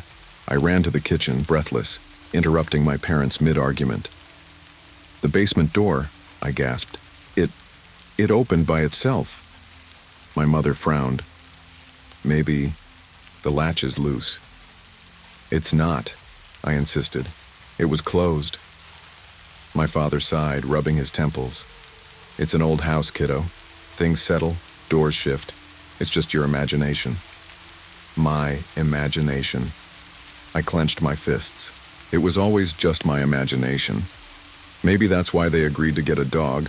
Not because they believed me, but because they thought a pet might help me adjust. We went to the shelter that weekend. I wandered through rows of cages, the smell of disinfectant and fur thick in the air until I found him. A scruffy terrier mix with wiry brown fur and deep, intelligent eyes. He wagged his tail tentatively when he saw me. tilting his head as if he already knew me. "Buster," I said. It felt right. We brought him home that day. At first, he was a normal dog, playful, energetic. He followed me everywhere, curling up at my feet when I did my homework, chasing squirrels in the backyard. For the first time in weeks, I felt a sense of normalcy. But then, he started noticing it too. It began with small things. Buster would stop in the middle of the hallway, his ears perked up, staring at something that wasn't there. His tail would stiffen, a low growl rising from his throat. At night, he would wake up suddenly, barking furiously at the empty corners of my room. One night, I woke up to find him standing on my bed, trembling, his fur bristling. He was staring at the closet. My stomach clenched. The closet door was open, just an inch. Had I left it open? A shadow shifted inside. I couldn't move, couldn't breathe. Buster let out a deep guttural growl, one I had never heard from him before. His muscles tensed as if ready to lunge. Then, a click. The door swung shut. Buster barked, snapping me out of my paralysis. I reached out and turned on the bedside lamp. The light flooded the room. Nothing was there, but I could still feel it. The cold, the weight, the sense of something unseen just beyond the edges of reality. Buster pressed himself against my side, still growling softly, his body warm against mine. I didn't sleep the rest of the night. The basement became his greatest enemy. Every time I walked past the door, Buster would stop, his body rigid, his ears pressed flat against his head. If the door was open, even slightly, he refused to go near it. If I tried to coax him down the stairs, he would whimper, tail tucked, backing away with wide, terrified eyes. One evening, I was alone in the house. My parents had gone out, leaving me to babysit myself. I was sitting on the couch, half watching TV. Buster curled up beside me, then he sat up. His head snapped toward the hallway.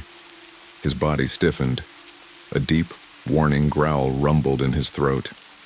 The hair on the back of my neck rose. I followed his gaze. The basement door was open. Not just a crack this time, wide open. A chill crept over me. I stood up slowly. "Mom? Dad?" No answer. Buster growled louder, his lips curling back. Then, a noise. From inside the basement. Not the usual creaks of the house settling, not the distant hum of pipes. Something shuffling, something moving. Buster lunged forward, barking furiously, his entire body trembling with rage. His nails scraped against the hardwood floor as he strained toward the basement. I backed away. The noise stopped. Buster's barking echoed through the house. Then, a soft whisper. Right at the edge of hearing, not a word, just a sound, a breath, a presence. The door slammed shut, with enough force to shake the walls. Buster yelped and ran behind me, pressing his body against my legs. His tail was tucked so tightly I thought it might disappear. I grabbed my phone, my hands shaking, and called my mother. "Something's in the basement," I whispered. She sighed. "Not this again." The door opened by itself, Mom. Buster saw it. He heard it. She hesitated. I could hear the doubt in her voice, but I could also hear something else. Fear. "We'll be home soon," she said finally. "Stay in the living room. Keep the dog with you." She hung up. I sat down on the couch, curling into myself. Buster pressed against my side. Neither of us moved until my parents got home. After that, I started locking my bedroom door at night, and Buster never slept near the basement again. I don't remember exactly when I first saw him, not in the way you remember birthdays or first kisses. It wasn't a single defining moment, but something that crept into my life the way night creeps over the horizon. Slowly, inevitably. The presence in the house had always been there, watching from the corners, whispering in the dark. But until that night, it had never shown itself to me. Not fully, not like this. It started with small things. Objects moved when I wasn't looking. I'd set my keys on the kitchen counter and find them later on the coffee table. A book I was reading would disappear from my nightstand and turn up days later under my bed. pages bent as if someone had been flipping through them. Then there were the noises, the footsteps at night, the rustling behind the walls, the quiet rhythmic tapping on my bedroom door when I was alone. I tried to ignore it, but you can only ignore something for so long before it demands your attention. One evening, my parents went out for dinner, leaving me alone with Buster. I had convinced myself that I wasn't afraid anymore, that I could handle being in the house by myself. But the house had other plans. I was sitting in the living room, curled up on the couch with a blanket, watching an old horror movie. Buster lay at my feet, his body warm against my legs. The TV cast flickering blue light across the walls, making the shadows dance. I was just starting to relax when Buster lifted his head. His ears perked. His body went rigid. His eyes locked onto something behind me. I turned slowly, my breath catching in my throat. The hallway stretched into darkness. Nothing was there. But Buster didn't stop staring. His muscles tensed, a low growl rising in his throat. I swallowed hard. Buster? Then I heard it, a soft creak, like a footstep. The air in the room seemed to shift, growing colder, heavier. The hairs on my arm stood on end. I grabbed the remote and muted the TV. Silence. Then, another step. I shot to my feet, my heart hammering. Hello? No answer. Buster growled again, his body pressed against my legs. His tail was tucked tight against his belly, but he stood his ground. I turned toward the hallway. The shadows seemed thicker there, the darkness stretching unnaturally. It wasn't just dark, it was wrong. A presence pressed against my skin, the air crackling with something unseen. Then, the figure stepped forward, a tall, elongated shadow, emerging from the hallway like it had always been part of it. My breath caught in my throat. It wasn't human. It had the shape of a man, tall, broad shoulders, long limbs, but its edges weren't solid. They shifted and flickered like smoke caught in a breeze. And then I saw its eyes. Two burning red orbs glowing like embers in the darkness. I wanted to run. I wanted to scream. But I couldn't move. The fear was suffocating, pressing against my chest like a physical weight. Buster barked furiously, snapping his teeth, but the thing didn't flinch. It just stood there watching. Then slowly it began to move. It didn't walk.